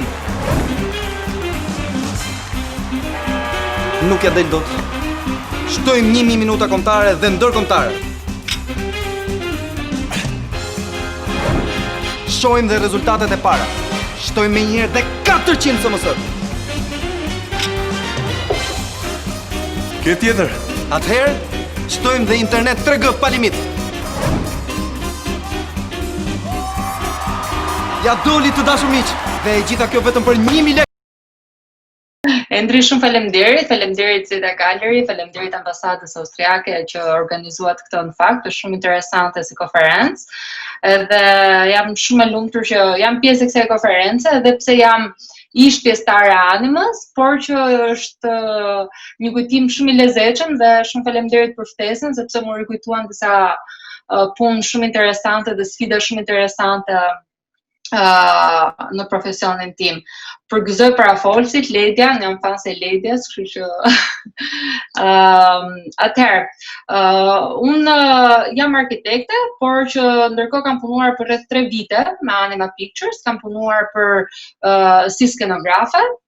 Është totalisht një gjë që e kam vetë mësuar dhe jam përpjekur të bëj sa më shumë kam mundur. Nuk është profesioni im, por mendoj që profesioni më ka ndihmuar pak a shumë që të jem edhe pjesë e këtij grupi. Normalisht Anima Pictures, një shtëpi produksioni, është siç edhe nga vetë fjala, është shumë e vështirë që ti t'japësh jetë, ti realizosh edhe në 3D konceptet që të vijnë nga klienti. Normalisht briefi që erdhi nga klienti, nga agjencia kreative kreativ që na erdhi për produksionin, ishte vetë koncepti ishte shumë interesant, ku kishte si bazë këtë studion e këtyre kreative, pra izolonte këto njerëzit dhe çdo gjë duhet të ndodhte brenda një ambienti të caktuar, dhe sidomos brenda imagjinatës së tyre. Pra, ishte shumë e lidhur dhe me imagjinatën e vetë personazheve e gjithë gjëja. Pra, kishim ironizimin e situatave reale, duke kthyer, duke sjellë humorin brenda kësaj dhe gjithë kjo duhet ishte shumë e mbyllur pra. Dhe kjo ishte një nga pikniset sepse kemi edhe një skenografi kaq potente dhe kaq monokolor në situata të ndryshme. Besoj është futur në këtë pjesë në këtë konferencë pikërisht për përdorimin e ngjyrave, ngjyrat e forta dhe patjetër që mendoj edhe për kësaj pjesës së ironizimit të disa gjërave reale, duke kthyer ato edhe në humoristike në këtë advertising, në këtë reklama që ka realizuar. Ka qenë pak e vështirë, ishte ndryshe me të thënë të drejtën, të gjithë ne e njohim pak a shumë kulturën të reklamave këtu në Shqipëri dhe ishte, domethënë, donte guxim. Si e para si koncept që duhet futej në treg, ishte pak më i ri si koncept, ishte pak më i vështirë për të kuptuar, sepse nënkuptonte më shumë se sa thjesht jepte, domethënë, ofertën, paketën ti e lexon në fund, domethënë ti shef një mini shfaqje për 30 sekonda, pra një person që drejton një shfaqje, një shtangiste të gjitha dhe oferta është shumë është e thënë, por mënyra se si duhet arrihet oferta ishte sfida më e madhe. Piknisja normalisht kur u soll briefing nga agjencia, nga klienti, ne nisëm që të bënim një kërkim toni se si do të trajtojë skenografia, sepse nuk është se u kërkua një gjë fikse, se si të trajtoj kostumet dhe personazhet, se çfarë karakterësh do të kishin, si personazhe, si psikologji na erdhi si brief, por patjetër që kjo duhet përcillej me veshjen e tyre, me aksesorët e tyre dhe patjetër dhe aksesorët edhe propsat në të gjithë skenografinë. Filmi Her ka qenë në fakt piknisja e parë, si një koncept i parë, por më shumë ka qenë edhe për pjesën e fotografisë dhe natyrës së planeve. Ndërsa në lidhje me skenografinë dhe me kostumografin, unë do të specifikoja që ka qenë më shumë frymëzim filmi tjetër The Grand Budapest Hotel, nuk e di nëse ju e keni parasysh. Koncepti fillestar që vjen për skenografin nga ky film, The Grand Budapest Hotel, trajton pra skenografin me një kolor të caktuar, me një monokolor, dhe pjesa tjetër, domethënë ke një bazë dhe pjesa tjetër pastaj fillon edhe trajtohen ngjyra të pastaj familje për të krijuar pak më shumë thellësi apo për të krijuar pak më shumë ngacmim. Ngjyrat edhe këtu nuk janë ngacmimet, janë në fakt me ngjyrat primare, ku është e verdha, e kuqja dhe bluja, ngacmimet në skenografi, por nuk janë përdorur realisht ngjyrat primare, por janë derivate të tyre.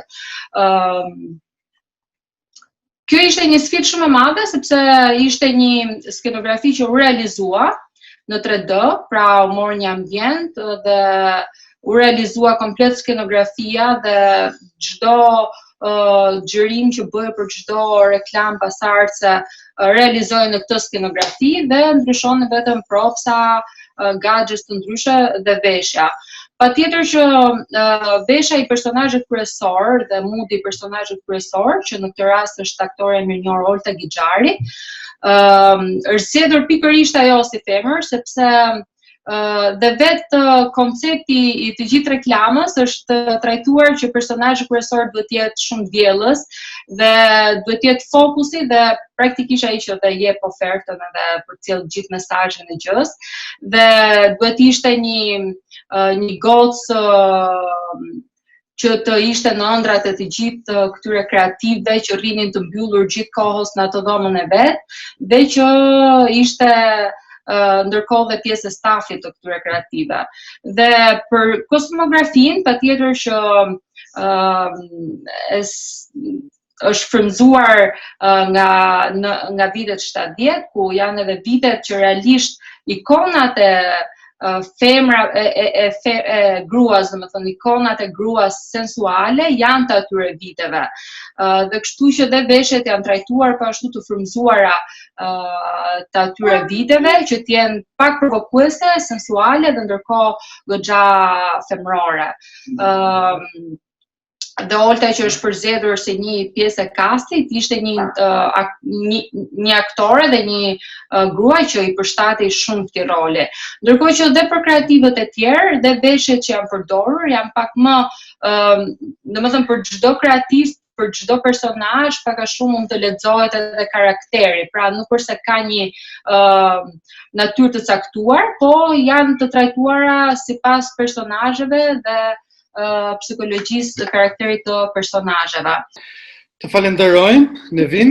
Faktikisht arsyeja pse zgjodhëm këto reklama ishte fare thjesht, ishte më tepër për të dëgjuar pak a shumë nivelin e narrativës që ndodh në ekipet që ndërtojnë këto imazhe, të cilët qarkullojnë vazhdimisht para syve tanë nëpërmjet televizorit dhe difuzionit që ky mjet ka në shihet, po themi ne, masive, dhe kryesisht dhe biseda parë që bëra me Amantjen, që është edhe themeluesja e Anima Picture, për sa i përket multireferencave kryesisht amerikane, që kjo dhe lidhet me kulturën Western American Pop, të cilën ne po e trajtojmë, duke nisur që nga filmat amerikan deri te kostumografia dhe tek ikonat që janë përdorur po ashtu dhe në pop art. Edhe një herë faleminderit që ishe prezent. Faleminderit Endre. Edhe suksese në projektet në vazhdim. Faleminderit. Tani do doja të kaloja tek e ftuara radhës. Mikaela Minga është doktore në etnomuzikologi, merret në praktika të ndryshme muzikore të arealit të Ballkanit dhe mesdhetar, me muzikën e shekullit të 20, si dhe me lidhjet e muzikës me kineman dhe multimedia në përgjithësi. Në fokus më specifik janë aspektet të caktuara të kulturave urbane ballkanike dhe mesdhetare, dukuri dhe zhvillime muzikore të lidhura me periudhën diktatoriale dhe postdiktatoriale në Shqipëri. Parë, qoftë në kuadrin e ngushtë artistik, ashtu dhe në një rrafsh kulturor social. Është autore e disa librave dhe një numër të konsiderueshëm artikush dhe esesh të botuar në organet e medias së shkruar dhe asaj online. Faleminderit Endri, për pak më duk vetja doktoresh në këtë situatë. Faleminderit Zeta Galeri për këtë iniciativë, do thoja shumë interesante në lidhje me një temë e cila në mendimin tim është shumë e nevojshme të diskutohet dhe të trajtohet nga këndvështrimet e ndryshme. Kënaqësi për mua të jem në këtë panel.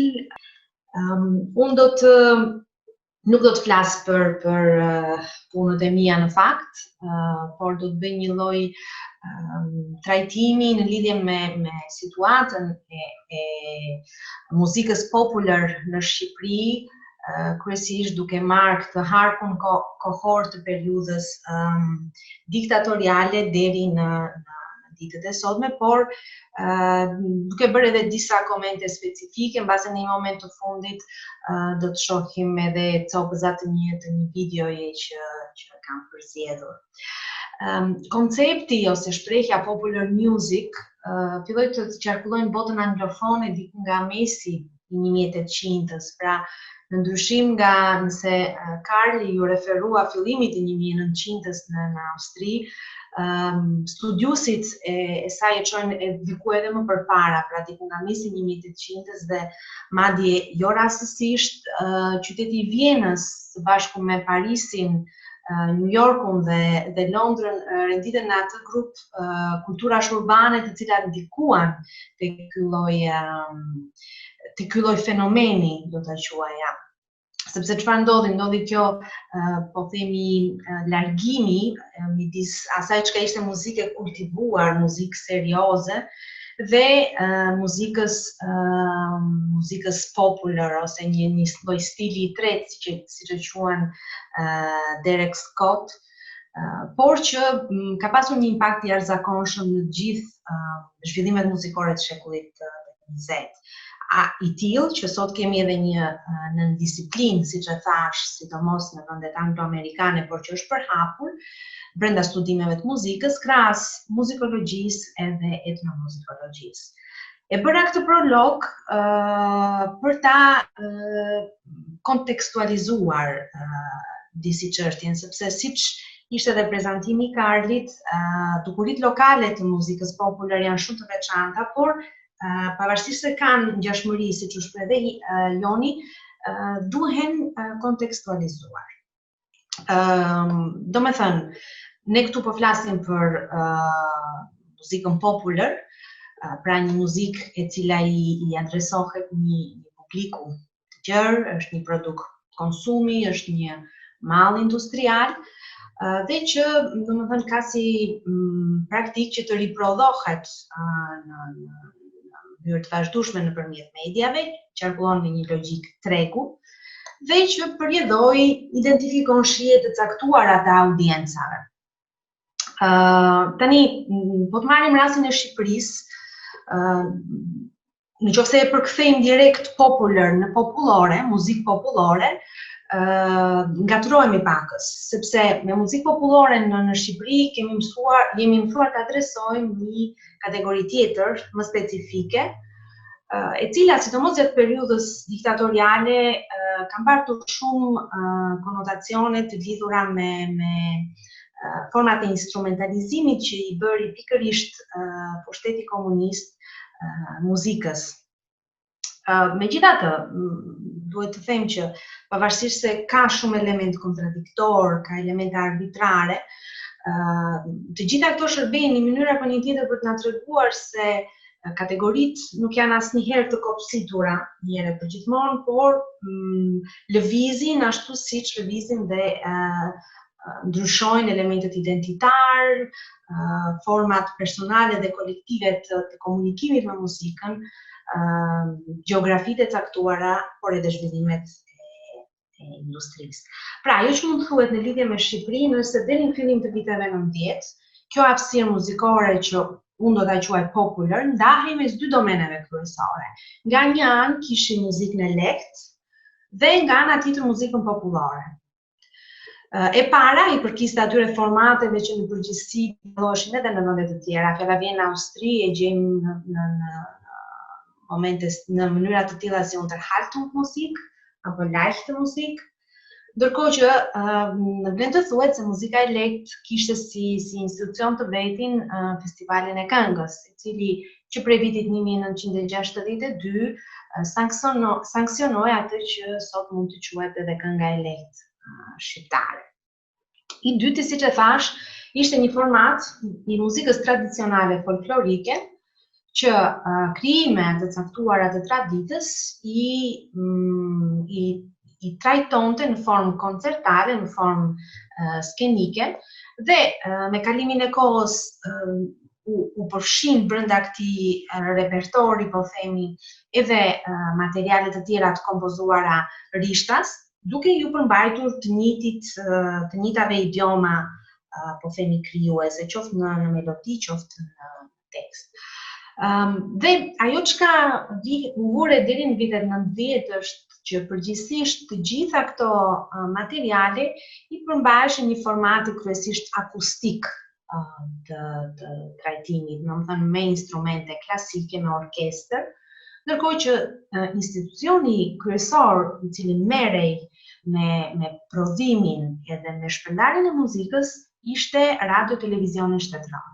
Domethënë, nëse flasim në termat e një kapitali të popular music, të muzikës popular në Shqipëri, radio televizioni shqiptar ishte ai që kontrollonte gjithçka, ndërkohë që kontaktet e njerëzve me mjetet private, po themi të riprodhimit të muzikës, fjala vjen magnetofonat, kasetat, diskjet, vinilet, që domethënë kanë qenë një komoditet i muzikës perëndimore, gjitha këto kanë qenë shumë të cunguara ose privilegj vetëm i një grupi të caktuar që mund të depërtonte. Pra, qoftë muzika e lehtë, qoftë ajo popullore vinin tek publiku nëpërmjet një medie zyrtare që ishte pikërisht radio televizioni shqiptar edhe po themi nën institucionet e tij, fjala vjen radiot lokale, Radio Shkodra, Radio Korça, Radio Kuksi. Çfarë ndodh pas rënies së komunizmit? Kemi hapjen e vendit dhe secili prej këtyre domeneve ju nështrua konteksteve të reja të muzikprodhjes. Domethënë, ato ndarje me thik që ishin mes muzikës popullore dhe muzikës lehtë filluan të zbehen, ndërkohë që të dyja ndikuan ndjeshëm nga përditësimin me teknologjitë e reja globale, sidomos elektroniket, dhe realitetet tingëllore të preardhura prej tyre. Edhe roli, po themi, absolut i shtetit si menaxher në thonjza e jetës muzikore filloi të zbehej. Filluan të shfaqen këto modelet ndërmarrjet private, siç ishin studiot e regjistrimit, prodhimi kasetave përgjithsisht klandestine edhe i CD-ve. Sot besoj secili ndonjëri prej jush mund t'i ketë rastisur që ndërsa lëviz në një qytet në tjetrin ka njerëz që ngrenë CD për makina si për të bler muzikën. Ndërsa në planin e muzikbërjes, ato, po themi, formatet standarde të festivaleve erdhën dhe u shtuan disi më shumë me festivale të tjera, por edhe me një sër aktivitetesh live, domethënë me interpretim të drejtë për drejtë, kryesisht të përshëndruara në lokalet, cilat pavarësisht se mund të duken si një gjë jo shumë e rëndësishme, në fakt përbëjnë një biznes shumë të rëndësishëm për artistët nga pikpamje financiare. Në një farë mënyrë aktiviteti live i këngëtarëve është ai që sjell për ta burimet financiare. Dhe perëndimi muzikor, popular music nga perëndimi filloi të hynte në Shqipëri në mënyrë të shumëanshme, pa ndjekur ndonjë kriter të caktuar. Të kuptohemi, nuk është këtu sensi që pa u kontrolluar ose pa qenë subjekti një filtri, por ishte një lloj depërtimi gati nëpërmjet formave shablone të cilat nuk arrinin të filtroheshin, por vinin si një lloj procesi shumë agresiv, do ta quaja unë, të akulturimit perëndimor. Një ndikim në këtë, pavarësisht se këtu po përqendrohemi vetëm tek gjeografia shqiptare, një ndikim të ndjeshëm tek kjo ka luajtur edhe skena muzikore e Kosovës dhe e diasporës, e cila, si të thuash, ishte tregu i parë i këngëtarëve në fillim të viteve 90. Po themi ajo lëvizjet, për shembull, fjala vjen të patriotike në lidhje me Kosovën, me situatën që ishte atje, bën që shumë këngëtarë të kishin një jetë skenike pop jashtë Shqipërisë dhe kryesisht në një publik kosovar. Dhe si unë e kam trajtuar këtë realitet në disa shkrimet mia, kam bërë edhe disa kulumtime në teren, dhe për ta analizuar jam referuar në fakt një studimi që ka bërë Ardian Vebiu në librin e tij Fraktalet e Shqipes, kur flet për prirjet shqendërzuese të kulturës shqiptare dhe forcën e madhe vepruese që ato kanë pasur mbi realitetin kulturor shqiptar. Në fushën e muzikës, roli absolut i shtetit filloi të zbehej, ndërkohë që po fitonin terren siç thash ndërmarrjet private dhe modelet individuale, studiot e regjistrimit, dhe ajo që dihet re më shumë është nisma e këngëtarëve për vetë investim, domethënë për të nxjerrë këngë, për të nxjerrë albume. Të gjitha në shumicën e rasteve, siç më rezulton, janë self-made, pra të bëra vetë. Nuk ka etiketa diskografike, nuk ka shtëpi produksioni, dhe nuk ekziston ideja e menaxhimit të muzikës. Domethënë shumë mund të them që numërohen me numra ata këngëtarë të cilët kanë një menaxher. Nga ana tjetër këngëtarët paguajnë vetë për këngën, në promovimin e saj, pra nuk ekziston ai sistemi i industrisë muzikore, i cili në një farë mënyrë është motori i lëvizjes i muzikës popullore në Perëndim, por në të njëjtën kohë edhe shënjestra kryesore dhe kritikave që kanë ardhur për këtë lloj muzike vetë brenda Perëndimit, kam parasysh këtu dhe lindjen e subkulturave që ju e përmendët, ishin edhe ato një lloj reagimi ndaj kësaj industrie masive prodhimit muzikës. Por thash, këto janë element që nuk na bëjnë të dalim disi nga tema. Dhe rezultatet konkrete të këtij shqendërzimi kanë bërë që në këto, po themi 20 vitet e pas diktaturës, marr parasysh vitet 90 dhe 10 vjeçarin e parë të viteve 2000, pra të gjitha këto kanë sjellë një situatë entropie, që në një farë mënyre Bebiu në studimin e vet e parashikonte dhe madje i druhej, por që pavarësisht druarjes së tij mund të them se realisht ka ndodhur. Pra nuk kemi të bëjmë me raste sporadike, sesa kemi të bëjmë me një sistem informal që është tërësisht funksional, pra i mbështetet nga një treg të cilin e mbajnë aktivitete ku muzika përgjithsisht konsumohet për qëllime dëfrimi dhe argëtimi kolektiv, performancat e lokaleve, muzika e gjallë, festat, celebrimet, për të arritur deri tek rituali tradicional më i rëndësishëm në jetën e shqiptarit, dasma. Dhe kam përshtypjen që secili prej jush ka qenë në dasmat shqiptare dhe e ka parë formatin e muzikës që interpretohet aty. Pra, skena publike vështirësisht ofron një model alternativ të trajtimeve, përveç atyre që janë, po themi, spektaklet argëtuese, garat festivalore, të cilat në fakt këngëtarit i shërbejnë më shumë si një formë prestigji. Dhe në këtë situatë janë tretur, do të thoja, prej kohësh ato aktivitete kulturore lokale që dikur mbuloheshin nga strukturat e shtetit. Kam parasysh pallatet e kulturës, shtëpitë e kulturës, vatrat e kulturës. Dhe të gjitha këto që kanë ardhur në vend të tyre kthehen në praktikat formalizuara muzikore. Dhe rëndësia social-kulturore e tyre bëhet përcaktuese në tregun privat të argëtimit për artistët që performojnë. Por, ajo që ka vjetë re është se ato kthehen në një pikë referimi për jetën sociale dhe komunitare të njerëzve dhe rrjedhimisht edhe për kultivimin e shijeve të tyre estetike. Ky është një nga problemet që unë kam vërejtur dhe që vazhdimisht e risjell në vëmendje.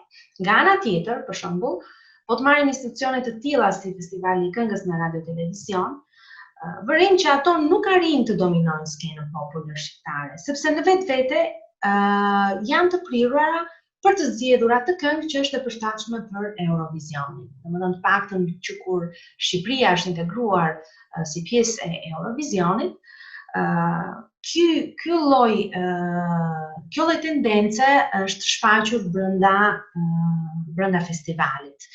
Dhe në fakt, ajo që ndodh është që brenda këtij festivali kemi prirje shumë interesante që sjellin larmiq, sjellin origjinalitet, Por që në fund të ditës, përshtypja ime është që bëhen kurban për hir të gjetjes së një këngë të përshtatshme që të mund të përfaqësoj denjësisht Shqipërinë në Eurovision. Dhe sërish vim tek agresiviteti i muzikës perëndimore.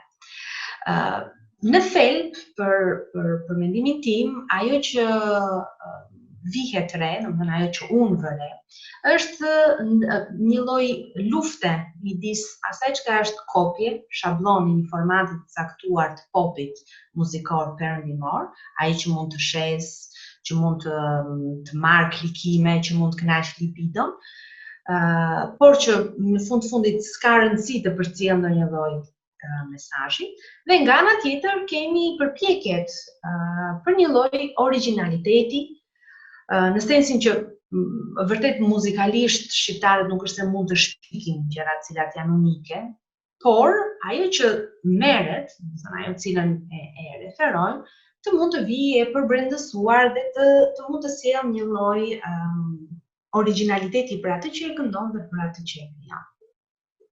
Për shembull, këtë e them mbi faktin se shpesh kritikohen elementet e muzikës rome apo gjipsit në muzikën shqiptare, kritikohet muzika tallava si një zhanër i ulët, por kur vjen puna tek impostimet, po themi ala Beyoncé apo Daddy Yankee, këngëtarëve shqiptar, modelet e popit komercial perëndimor siç janë reggaeton, disco music, apo dhe formate të tjera të vallëzimit, tek ajo nuk kemi probleme, domethënë jemi shumë në rregull. Pra, e gjitha kjo, si thash, është një nga problematikat që unë shoh tek zhvillimet e muzikës popullore në Shqipëri. Nuk do të doja gjithsesi të isha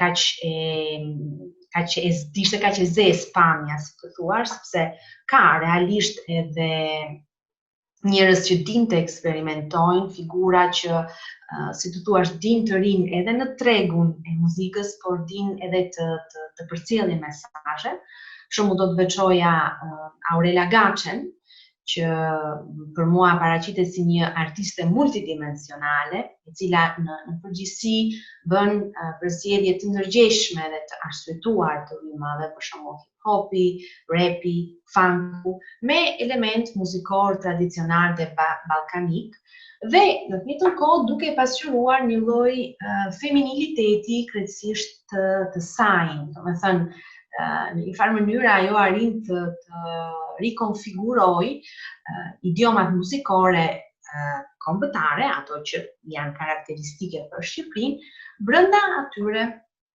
globale dhe perëndimore. Nuk e di nëse kemi mundësi që të shikojmë një video të Aurelës, por ashtu po i vë të dyja videot. I fundit është rasti i fundit që dëshiroj të marr si shembull, është rasti i artistëve si Bojken Lako, tek i cili gjen gjithashtu formatin e krijuesit që i përmbahet një stili, një zhanri, brenda tij eksperimenton, por që përpiqet gjithmonë të ketë një lloj origjinaliteti. Dhe fakti që ai në mënyrë të vazhdueshme merr pjesë në festivalin e këngës në radio televizion, është një tregues i këtij lloj origjinaliteti dhe në të njëjtën kohë unë e lexoj edhe si një lloj sfide të shpesh edhe të heshtur ndaj gjithë atyre formateve shablon që shfaqen në festival me synimin për të fituar, po themi, pikë për Eurovisionin. Nuk e di si jam me kohën, Endri, do me thënë nëse mundet që të shfaqim një material nga Aurela.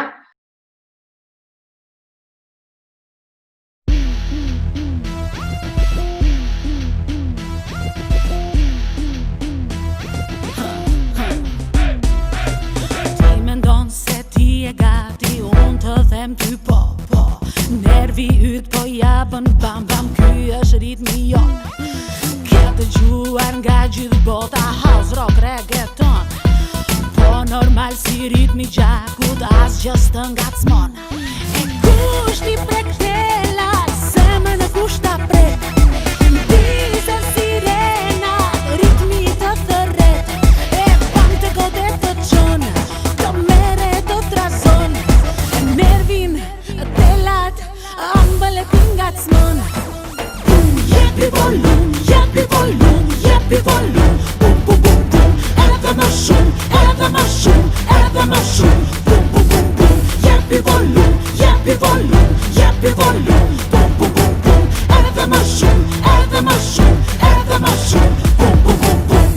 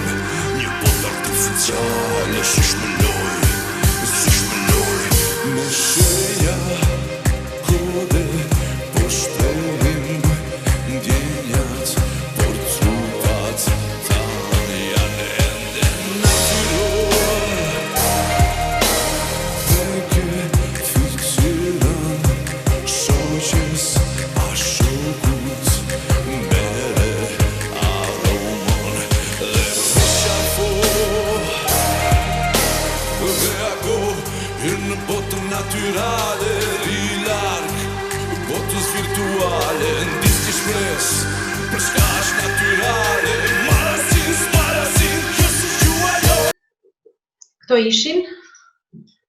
Unë do të mbyllja këtu, mbase për t'ju lënë hapësirë pyetjeve apo komenteve në lidhje me temën. Faleminderit Mikaela, ishte vërtet një prezantim shumë i denj, shumë i mirë. Në fakt unë do të shtoja diçka duke bërë një parantezë me atë që ndodh ndërkombëtarisht mes kulturës që quhet kultura kapitaliste, kultura e masës, kultura popullore dhe kultura që pretendon të çojë mesazhe, siç e kishe edhe ti pjesë, mesazhe të rëndësishme për shoqërinë. Pra një sistem i cili sistemi i kulturës popullore, sidomos industrializimi i kulturës, mbahet gjithmonë për inpute shumë sensacionale, sipërfaqësore, po kemi momente, unë kam shkëputur 4 raste nga bota amerikane kryesisht, të cilët individ të caktuar shfrytëzojnë këtë sistem të ndërtuar, sistemin e masës, sistemin e këtyre kanaleve të cilët operojnë në formë masive me shoqërinë dhe transmetojnë mesazhe. Duke filluar me Jimi Hendrix për shembull, i cili thotë që vendosa të bëhen pjesë e gjithë sistemit të kulturës së masës, kulturës popullore, vetëm për të dhënë një mesazh thelbësor, të cilën ai e mbajti dhe si slogan të karrierës së tij, i cili është You own the country. Një mesazh politik që shkon përtej hierarkisë sociale, sidomos në një botë kapitaliste si Amerika. Më pas kam shkëputur Public Enemy, i cili është një tjetër grup i cili është brenda sistemit të masës për të dhënë mesazhe kontroversale dhe mesazhe politike, është një grup anarkist i cili vjen nga subkultura e New Yorkut dhe ato patjetër që përdoren sistemin, ishin gati çdo 10 minuta në MTV me videoklipe dhe që transmetonin mesazhe shumë të fuqishme dhe slogane të fuqishme për komunitetet e frustruara afroamerikane. Kam shkëputur NWA dhe hiti ndërkombëtar shumë i njohur që është Fuck the Police, për dhunën policore në botën amerikane, kryesisht dhe këtu lidhet me frustrimin e komunitete afroamerikane. Dhe më pas, ajo që është edhe më mainstream, që është më njohur ndërkombëtarisht nga gjitha shtresat e shoqërisë, është një lloj marrëdhënie simbolike e presidentit Obama me Jay-Z, dhe në një pikë të caktuar të karrierës së tij, Jay-Z merr përsipër për të rikompozuar dhe një herë këngën e cila është një nga këngët, po themi ne, suvenir për sa i përket botës amerikane, New York, New York, vendos ta ribëj duke ndryshuar tekstin me një statement të qartë politik që ishte ajo e white supremacy dhe se si ndikonte ajo në komunitetet marginalizuar amerikane. Duke bërë të parantezë për sa i përket botës amerikane, mbase do doja të hidhesha në këtë realitetin tonë vogël, në këtë provincën tonë, po themi ne, për sa i përket evazionit të madh kulturor, për shembull, raste konkrete të përdorimit të sistemit mainstream për mesazhe të forta social-politike. Nuk e di sa të ndihmoj, po duke qenë se vendose Bojken Lakon, një rast që më vjen në ndërmendje dhe që në qoftë se fillojmë ta zbërthejmë shoqërinë në gjithë sistemet e saj, është momenti që Bojken Lako, të gjithë e dim që ka, po themi ne, një lloj niveli sipëror për sa i përket festivaleve shpeshherë që ai merr pjesë dhe kryesisht te kënga magjike, e cila është televizion privat, një festival privat, pra është komplet një cikël kapitalist, suportohet, mbështetet nga sponsorat që vinë kryesisht nga industria ushqimore, dhe ai aty këndon këngën bio. Dhe duke luajtur edhe me pjesën e hierarkisë sociale, pra Skënderbeu ishte bio, Aleksandër ishte bio, dhe është brenda ciklit konsumerist. Nuk e di sa të ndihmova, por a kemi raste të përdorimit të ndërgjetshëm të sistemit? Po kam përshtypjen që Bojken Lako është njëri ndër këto raste. Sigurisht kaq të fuqishëm sa emrat që ti përmende, nuk i kemi, do të thonë ne nuk ka arritur ende të kemi një lloj emancipimi kaq të fortë, kaq goditës. Edhe me thënë të drejtën këtë unë mund ta vëre me atë që ka ndodhi edhe me personin tim në rastin e festivalit të këngës ase nuk e keni parasysh, por diskutimi jashtëzakonisht i madh me lidhje me vlerësimin që unë i bëra njerëz prej këngëve, vlerësimi i ulët që unë i bëra njerëz prej këngëve, ndërkohë që gjithë situata u polarizua vetëm tek kjo çështje, ndërkohë që vlerësimin maksimal unë e kisha dhënë pikërisht Bojken Lakos. Mirpo askush realisht nuk u mor me këtë lloj, pse u vlerësova pikërisht këtë lloj këngë. Dhe një nga arsyet pse vlerësova, dhe ky është ndoshta rasti i parë në cilin unë po flas publikisht në lidhje me këtë çështje, është pikërisht kjo gjë që sapo ti the, sepse kemi të bëjmë me një artist i cili përpiqet të sfidojë sistemin duke qëndruar brenda tij, duke marrë pjesë në mënyrë konstante në të gjitha festivalet, duke dalë aty, duke qenë vetvetja në sensin që ky jam unë, ky është stili muzikor që unë bëj, domethënë dhe ky është një lloj origjinaliteti. Dhe në rastin e sidomos të këtij festivali, kënga për mendimin tim ishte ndoshta edhe më e arrirë se sa këngët e tjera që në cilat ai kishte marrë pjesë në festivalet e tjera, dhe që mua si Mikael, si dëgjuese, por edhe si muzikologe, mu duk e denjë për të marrë pjesë në një festival si Eurovisioni. pavarësisht se çfarë çfarë vlerësimi mund të merrte. Dhe mua më duk si zgjidhja më optimale, duke qenë një fituese, identifikuese e çmimit të një festivali, në një anë Eurovisionit, të në të njëjtën kohë edhe e denjë për këtë. Pra Bojtjen Lako për mua është një shembull i tillë. Sigurisht mund të ketë edhe të tjerë. Edhe Aurela Gaçe në momente të caktuara ka ditur të japë një lloj shembulli. Çështja është që ne nuk e kemi dot atë, po themi, humus me të cilën këta lloj artistësh të mbështeten. Sepse nuk duhet të harrojmë që vërtet Jimi Hendrix ishte pjesë e sistemit, po Jimi Hendrixin e mbështetën edhe studiot e regjistrimit, edhe label-at që e publikonin. Do më thënë, referot udhëti funksionon një sër strukturash që e mbështesin. Në këtë sens e ka. Dhe përveç Jimi Hendrix janë edhe shumë artistë të tjerë, më duhesha Obama, me Jay-Z, që të mbështeteshin me tjetrin. Megjithatë, unë thash, nuk është se nuk është se e shikoj kaq errët, po themi skenën muzikore. Thjesht, duke ardhur nga një diktaturë jashtëzakonisht e ashpër, ku ty të ndryshoheshin edhe tekstet e këngëve, vetëm se duhet përmbahen disa formula të caktuara, them se do duhet një farë kohe që ne të arrijmë atë lloj emancipimi dhe atë lloj sfide.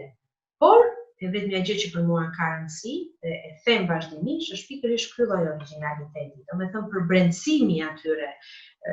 Ne nuk mund të shpikim muzikë, ne mund të marrim modele, mund të marrim trajtime, mund të marrim shumë gjëra, por po të dimë të përbrendësojmë dhe ti fusim brenda vetes, duke ja përcjell publikut, edhe publiku do di të reagojë në mënyrën e tij.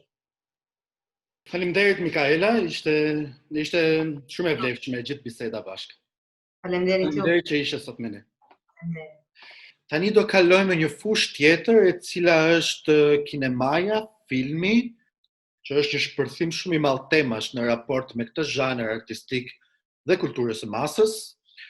Po përpara se të kaloj tek i ftuar i radhës, do ndaja me ju një statistikë të cilën e xhërmova pak minuta përpara në Criterion Collection dhe sigurova një listë filmash të cilët kanë kontribuar më shumë në industrinë e argëtimit. I referohem këtu industrisë ushqimore, industrisë prodhimit të lodrave për fëmijë, prodhimit të lodrave digjitale, industrisë së veshjeve e tjerë. Duke filluar me filmin Lord of the Rings, më pas Matrix, do doja të ndalesha pak tek filmi Matrix, duke u hedhur tek bota akademike, ku në një dalje publike përsëri në shkollën e Frankfurtit, Baudrillard thekson, duke kritikuar përmbajtjen dhe prodhimin e filmit Matrix. Matrix pikturon tablon në një superfuqie monopolistike siç e shohim ne sot, dhe më pas bashkëpunon në çbërjen e saj. Në thelb, përhapja saj në shkallë botërore është bashkëpunëtor me vetë materialin filmik. Në këtë pikë, vlen të kujtohet Marshall McLuhan, mediumi është vetë mesazhi. Mesazhi i Matrix në vetvete është kontaminimi i vetë kontaminimit. Më pas, përsa i përket filmit Matrix, do doja të hidhesha tek artet vizive përsëri, duke qenë se disa sekuenca emblematike të filmit Matrix ishin pjesë të një ekspozitë në titullin Iconoclash, Beyond the Image, War and Silence, Religion and Art. Kjo ekspozitë ishte ndarë në disa sektor, por këto sekuenca emblematike të filmit Matrix qenë në sektorin në titull Iconoclastic Delight, kuruar nga Boris Groys, sidomos ai ka vënë vëmendjen, po ta themi kështu, në momentin e plumbit, ku protagonisti është plumbi dhe momenti shkencor që te kalon kohën filmike në ngadalësimin e këtij elementi, pra slow motion, dhe raporti me kohën reale dhe duke trajtuar si një refuzim të ikonografisë surreale digjitale. Më pas do kaloja tek filmi Joe, Pulp Fiction, Harry Potter, Psycho, Marvel Cinematic Universe, The Godfather, The Wizard of Oz, dhe në vend të parë ishte Star Wars.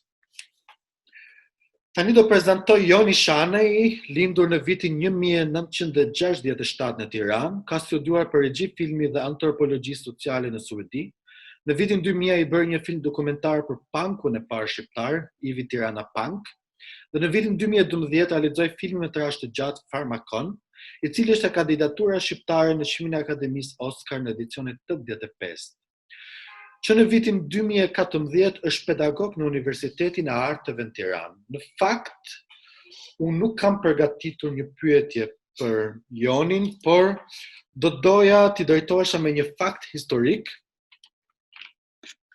Një sasi e vogël e prodhimit të televizorëve në Shqipëri filloi në vitin 60 dhe më pas pati bumin në fund të viteve 80 me brende si Adriatiku, Lura dhe Iliria. Do e filloj pak me radhë se kam i fundit oqano qeshësht. Kështu që do e filloj, shumë kam privilegjin që t'i kem dëgjuar para folsit. Dhe në radhë parë njerë do të përgëzoja Endri për këtë grup njerëzit që na kem mbledhur këtu. Sepse në fakt, sidomos do e nis me Ledian, në fillim, Ledia e di që është një nga artistet e mia të preferuara, e kam deklaruar unë prej kohësh. Me Mikaelën për shembull jam i njohur me punën që ka bërë Mikaela për muzikën urbane korçare. Për shembull që është një lloj pop muzike tjetër, për shembull shkrimi yt për Spanja People Mikaela apo studimi qoftë edhe shkrimet e tua në lidhje me Tallavan, për shembull, mënyra jote shumë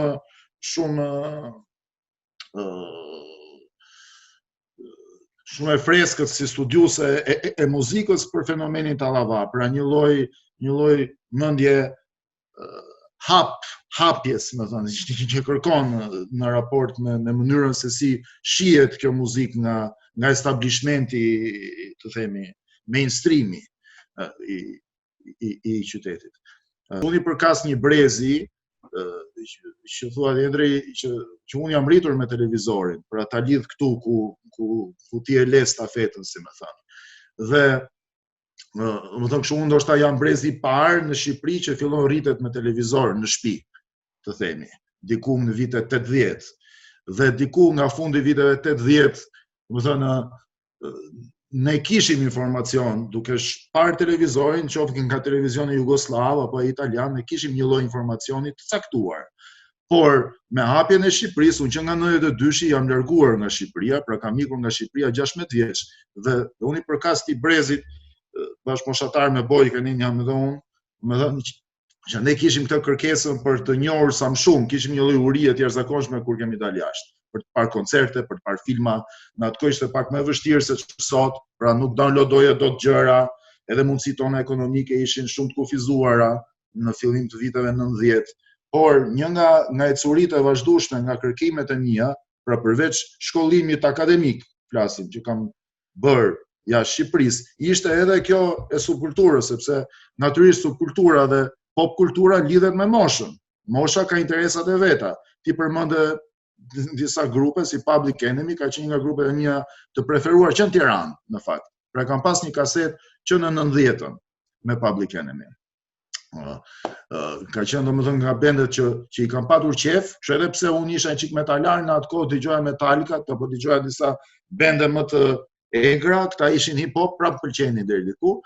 Edhe domethënë ka qenë një nga këto nga kërkesat tona për t'u njohur me pop kulturën. Dhe në fakt mbas me ardhjen në Shqipëri, për të qenë çik më aktiv këtu në skenë, si më thon me kthimin në Shqipëri, një nga gjërat që në fakt që vjerë shumë deri nga fundi viteve 90, fillimi 2000-shit, është pikërisht kjo mungesa e madhe që kemi ne në përgjithësi si kulturë me referencat perëndimore të subkulturës apo të popit. Do të thonë, vërtet njihen këtu disa figura se edhe kaq mbrapa botës nuk kanë qenë njerëzit, vetëm fakti që ka shumë njerëz në Shqipëri që kanë emrin sa Elvisa njohim ne. Pra ka pas një lloj ndikimi pop arti këtu. Michael Jacksonin gjithë e njihnin. Pra pop kultura, flas jo pop arti, më fal. Flas për pop kulturën tani, muzikën pop. Pra ka patur ndikimin e vet, Madonnën gjithë e njihnin. Domethënë, këto figurat që janë një çikë janë ikonike njihen në Shqipëri, por disa referenca, sidomos për elitën kulturore, kanë qenë shumë të kufizuara. Referenca që do t'i rreshtoja, sidomos edhe në zhanre tjera, pra mund të jetë letërsia, se letërsia ka pop, në sensin, ka disa heronj të vetë, si me thënë, që janë bestsellers, ose që janë janë shkrimtar pak më të njohur në këto linjat që janë midis në shadow lines, që i thonë, mes popullores, mainstreamit dhe high art. Se janë gjithmonë kufit janë të vështirë për të vendosur. Po tash po të kthehemi në artin e sotëm, ose domethënë në gjithë këtë periudhën postmoderne, themi nga 70-ta e këtej, ose nga Andy Warhol që e këtej, mund të themi në pop art.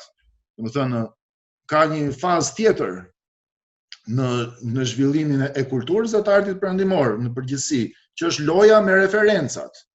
Loja me referencat në mënyrë të ndërgjegjshme, të vetëdijshme.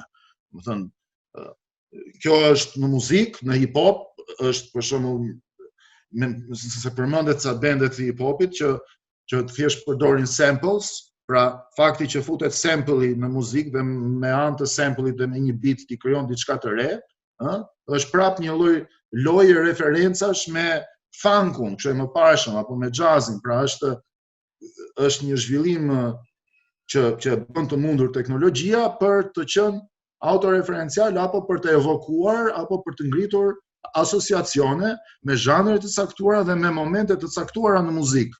Pra hip-hopi këtë e çoi në një dimension tjetër, mori fragmente nga funku, nga bende klasike të quajtura sot klasike të funkut dhe i risolli në një formë tjetër në muzikë.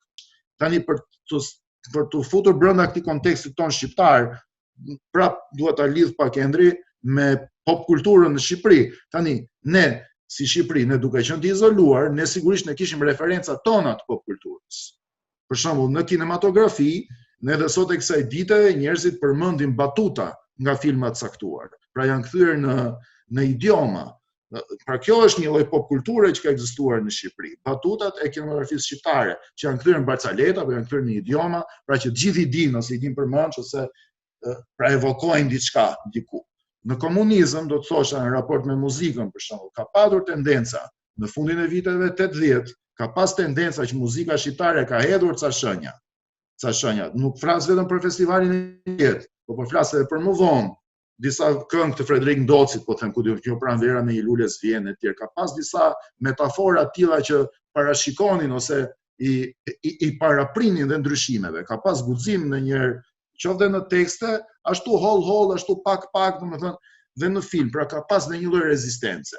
Se po flisni që parë për rezistencën që bën, domethënë, sot në Amerikë e tjerë. Tash duhet të keni parasysh që rezistenca që ka bërë këto artistët shqiptar, qoftë në pikturë, qoftë në poezi, qoftë në muzikë, me ato pak elementë që mund të lejoheshin apo që mund të kalonin atë filtrin, apo që mund të kalonin atë sitën, si më thënë, shumë të imët, ka qenë rezistencë shumë e madhe.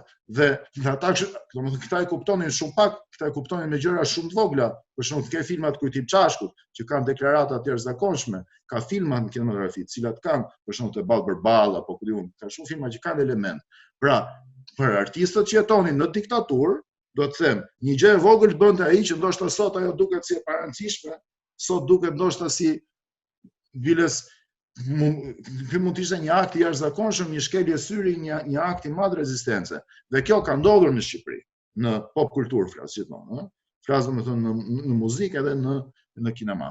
Tash filmin është pak e vështirë kështu është nga këto vetë filmi është nga llojet e artit që janë disi midis, sepse filmi në fakt ka lindur 1895, në zhvilluar në shekullin e 20 dhe është i pandashëm, mund të themi, nga pop kultura dhe nga vetë përkatësia e filmit, se filmi është i lidhur me audienca të gjëra. Filmi do audiencë madhe, nuk ka, sepse është një art shumë i kushtueshëm, kështu që është detyrimisht është i lidhur me mega audienca. Dhe në këtë sens gjithmonë filmi, domethënë, ka luajtur, ka qenë ka shumë shtrezim, njësoj si muzika në raport me high art, me artin e lartë dhe me artin masiv. Dhe për shembull, po t'ju marr do marr disa shembuj të vegjël kështu në kinematografi, për shembull një nga kinastët më të famshëm natyrisht sot në botë është Steven Spielberg, për shembull, që është një njohës i jashtëzakonshëm i psikologjisë njerëzore dhe bën në fakt në përgjithësi në krimtarinë e tij ai ka filma shumë të mirë të jashtëzakonshëm, por ka edhe filma që kapin një audiencë shumë të gjerë, mainstreami. Se ky është dhe suksesi i madh i tij si regjisor, që arrin i kap të dyja këto nivele, si nivelin nga ana intelektuale, historike, ashtu dhe audiencën e zërë. Ndërkohë ka edhe regjisor të tillë si Robert Bresson, që është një regjisor francez, që rekomandoj, që unë e kam dashur shumë dikur, që është një regjisor shumë elitar, po ta marrim shumë nga ana estetike ose nga mesazhet që përcjell apo nga karikimi i tij, si më thonë, të themi poetik në kinema, që nuk është ndoshta një regjisor që mund ta shohin me qindra mijëra njerëz. Është regjisor shumë i madh, por kërkon një kualifikim shumë të lartë të shikuesit. Domethënë, njohje një çik më të madhe të gjuhës kinematografike. Kështu edhe pse çdo njeri mund ta shohë pa diskutim dhe ta kuptoj nga ana ndjesore. Tani sot në këtë diskutim mua më duken çik sikur ma bët pa kastile jo mua, se më shfaqen këtu disa elementë që kanë lidhje me mua. Që nga Bojkeni që kam patur rastin të kem bërë, në fakt kam bërë tekstin e parë të Bojkenit në festival, asgjë largët është rastistje teksti im. Biles në bashkëpunim kemi qenë në Bojken atëherë, ka të marrë çmimin e tretë, kur ka dalë një herë për herë të parë në festival. Në fakt kur doli Bojkeni në festival, unë nuk kam qenë shumë pro, se isha një çik më underground në shije. Mu duk një çik si tradhti pjesëmarrja e Bojkenit në një event mainstream. Po e themi tani se kemi qenë shok dhe po themi pak a shumë se si ndryshojnë edhe shijet edhe kohët. Tani them shumë mirë bëri, po në atë kohë mu duk një çik si po ky shvajtin festival. Më kupton Mikaela se festivali ndonjëherë na duket si një event shumë mainstream. Nuk na duket një lavdi e madhe shkoj në festival, ishte më trimëri ta refuzoje. Se ishim më trinj. Më kupton, se ishim shumë të rinj dhe kur je i ri ke ndonjëherë mendime një çik më radikale. Prap në lidhje me popkulturën, se është popkultura që të bën të tillë. Domethënë, ne jemi pjesë të popkulturës si brez, që mund të them. Qoftë në refuzimin e disa gjërave. Pastaj me kalimin e kohës i kupton ndryshe. Po, domethënë, kjo lidhet pak me shijet në raport me subkulturën. Domethënë, nga i kemi shijet dhe si ne janë ndërtuar. Po, për shembull, në lidhje me filmin tani që do kthehesha pak se nuk e di sa po zgjatën, po okay, do vazhdoj edhe pak. Në lidhje me filmin do thosha, filmimi i parë për shembull kur kam bërë Farmakonin, isha kthyer mbas tash isha një 30 vjeç se jam kthyer në 2006 kur kam nisur këtë projekt, edhe pse xhirimet kanë qenë 2009, pra kam qenë rreth 33 vjeç. Edhe vjen ky momenti kur do zgjidhja aktorët. Për shembull, tani po e flas nga perspektiva e regjisorit. Dhe në fakt një nga arsyet se un kam dy aktor kryesor, tani më erdhi se më shfaq të Olta këtu përpara tek reklamat e Animës, që Olta atëherë nuk kishte dalë në film, dhe biles kemi një rast të tillë që kur flasim për kinematografin, për kinematografia ka fuqinë që të krijojë hyje. Sidomos popstar. Kështu apo hyje, domethënë mediatik, për shembull në rastin e Oltës, që ishte shfaqur më duket në një reklam sallami në një teatr, në një shfaqje teatri, e sigurt, shumë e vogël, dhe po jam i sigurt që mbas 2012-s, mbas daljes Farmakonit, pati një karrierë shumë raket në media dhe në reklama. Dhe pse filmi Farmakon nuk është një film masiv, nuk është një film që të çajë kinemaja të shkonin me miliona njerëz, por ka këtë gjë që ndikon ndoshta dalja në ekran mund të krijojë dhe stara mediatik në këtë sens, pra që i jep një lëvizje tjetër karrierës të një aktori. Ndodh kjo shpeshherë, sigurisht është Olta, është meritë e saj, është ajo, po ndikon kjo gjë në këtë. Nga ana tjetër, kur do të vendosja për aktorët, se këtu tani e lidh pak me pop artin, unë kisha një parim në atë kohë, duke qenë se vija nga një lloj backgroundi, një çik edhe pak underground, kam menduar veten në atë kohë, se isha pak më i ri, domethënë jo vetëm subkulturë, po kemi edhe undergroundi që nuk e përmendun shumë, dhe këtu hyn dhe kjo loja një çik me referencat e popit. Një nga referencat e popit që do ta theksoja, për shembull, është nëse keni parasysh, gjithë figurat shumë popularizuara kanë pseudonime. në luftë kanë nom de guerre, që i thonë. Kanë këto emërtimet e luftës, siç kanë patur edhe këta luftarët UÇK-s, për shembull, keni parasysh pseudonime lufte. Nga nom de guerre vijnë këto, sepse janë figura që marrin një popularitet madh në popull, po nuk mund t'ia thuash emrin. Zakonisht ka dhe yjet e kinemas kanë emra të shpikur, si Marilyn Monroe për shembull, që është një emër i sajuar, Marilyn Monroe, në vetvete. Domethënë kanë pseudonime, domethënë që emër artistik. Mua më ka interesuar shumë kjo gjëja. Unë si krijues, ky element siç ke thënë këngëtarë që njihen me emrat e tyre të skenës. Domethënë më ka interesuar shumë raporti që ka pop arti dhe populariteti, qoftë edhe futbollistë, ke edhe futbollistë, këta brazilianët që kanë emra kështu, kanë pseudonime, domethënë, kanë emra artistik. Ke edhe shkrimtarë që shkruajnë me pen name, që kanë emër tjetër fare, domethënë në mënyrën se si prezantohen, apo në art ke Banksin, që është më i famshëm. Dhe ky lloj dualiteti, për shembull, mua më intrigoi në përzgjedhjen që kanë bërë për rolin kryesor, që kanë marrë Castro Zizon, që si ishte aktor fare, filmi Farmakon. Për shembull, që një zgjedhje e ndërgjegjshme ime, kjo. Domethënë doja ti shtoja një element multidimensionaliteti i filmit, që sigurisht shumë pak veta kështu e kanë kapur. Kjo është një akt i imi që është pop art, kjo që kanë bërë. Domethënë është njësoj si ato pikat e Roy Lichtensteinit, që thot Ledia, që përdoren nga ana, domethënë që përdoren me qëllim për një arsye të caktuar në një koncept. Kështu që, domethënë, pse lidhet kjo? Kjo lidhet se unë kam qenë dhe indikuar nga një regjisor nga ai që thash që quhet Robert Bresson. Dhe çfarë ishte problemi tash? Prap lidhi me pop art. Po fillon qeni im çaj. Tani, pra, me çfarë lidhet? Ka dhe një koncept tjetër, për shembull, nëse ne flasim për shembull për një shkollë akademike aktrimi, shkolla shqiptare që është tradicionale e aktrimit, nuk e doja aktorin kryesor të vinte nga ajo shkollë, unë personalisht. Ky ishte akti im i rebelimit në atë kohë. Pra kisha një qëllim,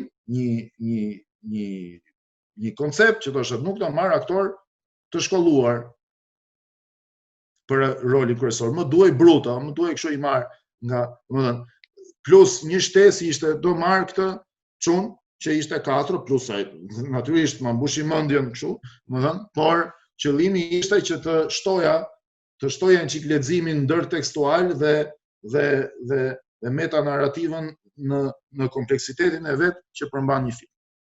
Doja ta rrisja multi-shtrezimin e asaj që doja të thosha unë në filmin tim, që është puna ime, po çështja është tani, domethënë, sa njerëz që e lexojnë do të gjithë dhe sa njerëz këtë nuk e lexojnë.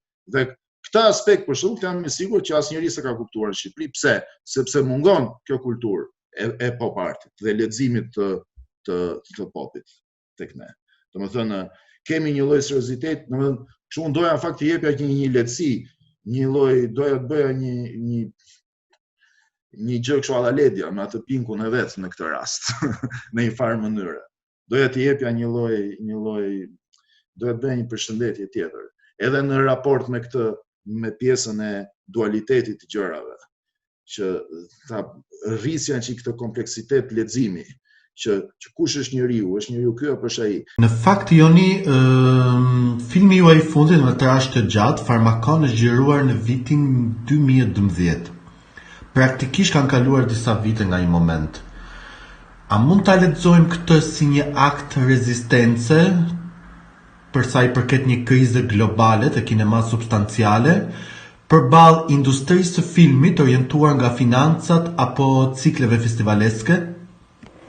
Është vetëm në një drejtim.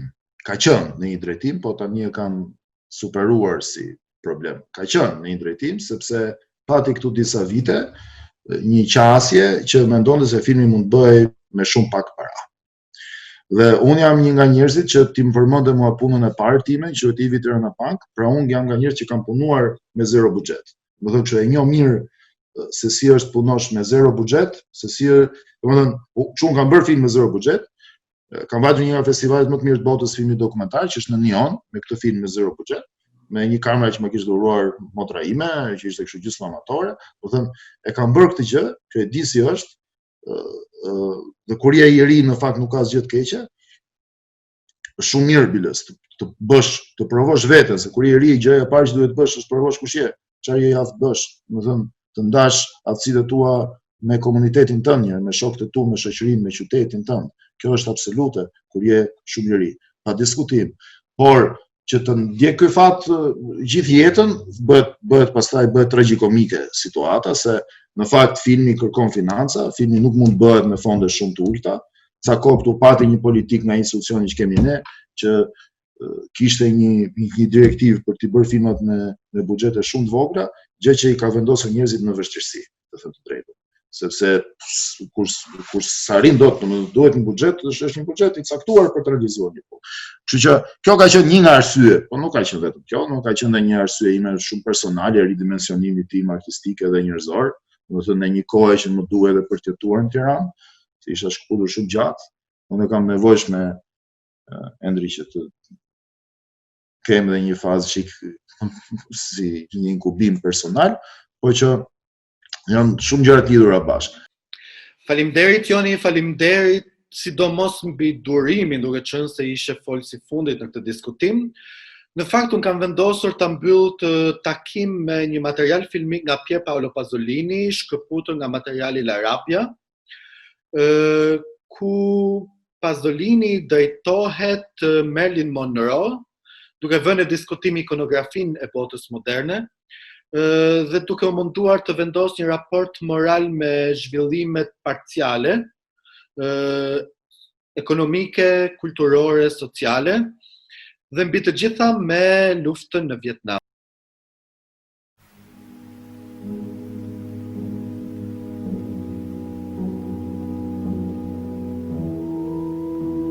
Del mondo antico e del mondo futuro era rimasta solo la bellezza e tu, povera sorellina minore, quella che corre dietro i fratelli più grandi e ride e piange con loro per imitarli, tu, sorellina più piccola, quella bellezza l'avevi addosso umilmente e la tua anima di figlia di piccola gente non ha mai saputo di averla, perché altrimenti non sarebbe stata bellezza. Il mondo te l'ha insegnata, così la tua bellezza divenne sua.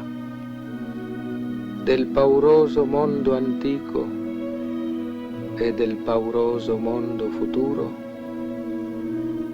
era rimasta solo la bellezza e tu te la sei portata dietro come un sorriso obbediente. L'obbedienza richiede troppe lacrime inghiottite, il darsi agli altri troppi allegri sguardi che chiedono la loro pietà. Così ti sei portata via la tua bellezza. Sparì come un pulviscolo d'oro. Dello stupido mondo antico e del feroce mondo futuro era rimasta una bellezza che non si vergognava di alludere ai piccoli seni di sorellina, al piccolo ventre così facilmente nudo.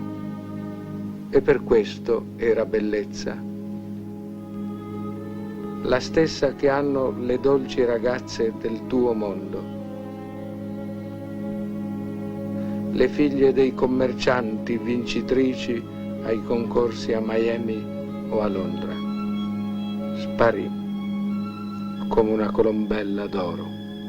Il mondo te l'ha insegnata e così la tua bellezza non fu più bellezza, ma tu continuavi a essere bambina, sciocca come l'antichità, crudele come il futuro. E fra te e la tua bellezza posseduta dal potere si mise tutta la stupidità e la crudeltà del presente. La portavi sempre dietro come un sorriso tra le lacrime, impudica per passività, indecente per obbedienza. Sparì come una bianca colomba d'oro.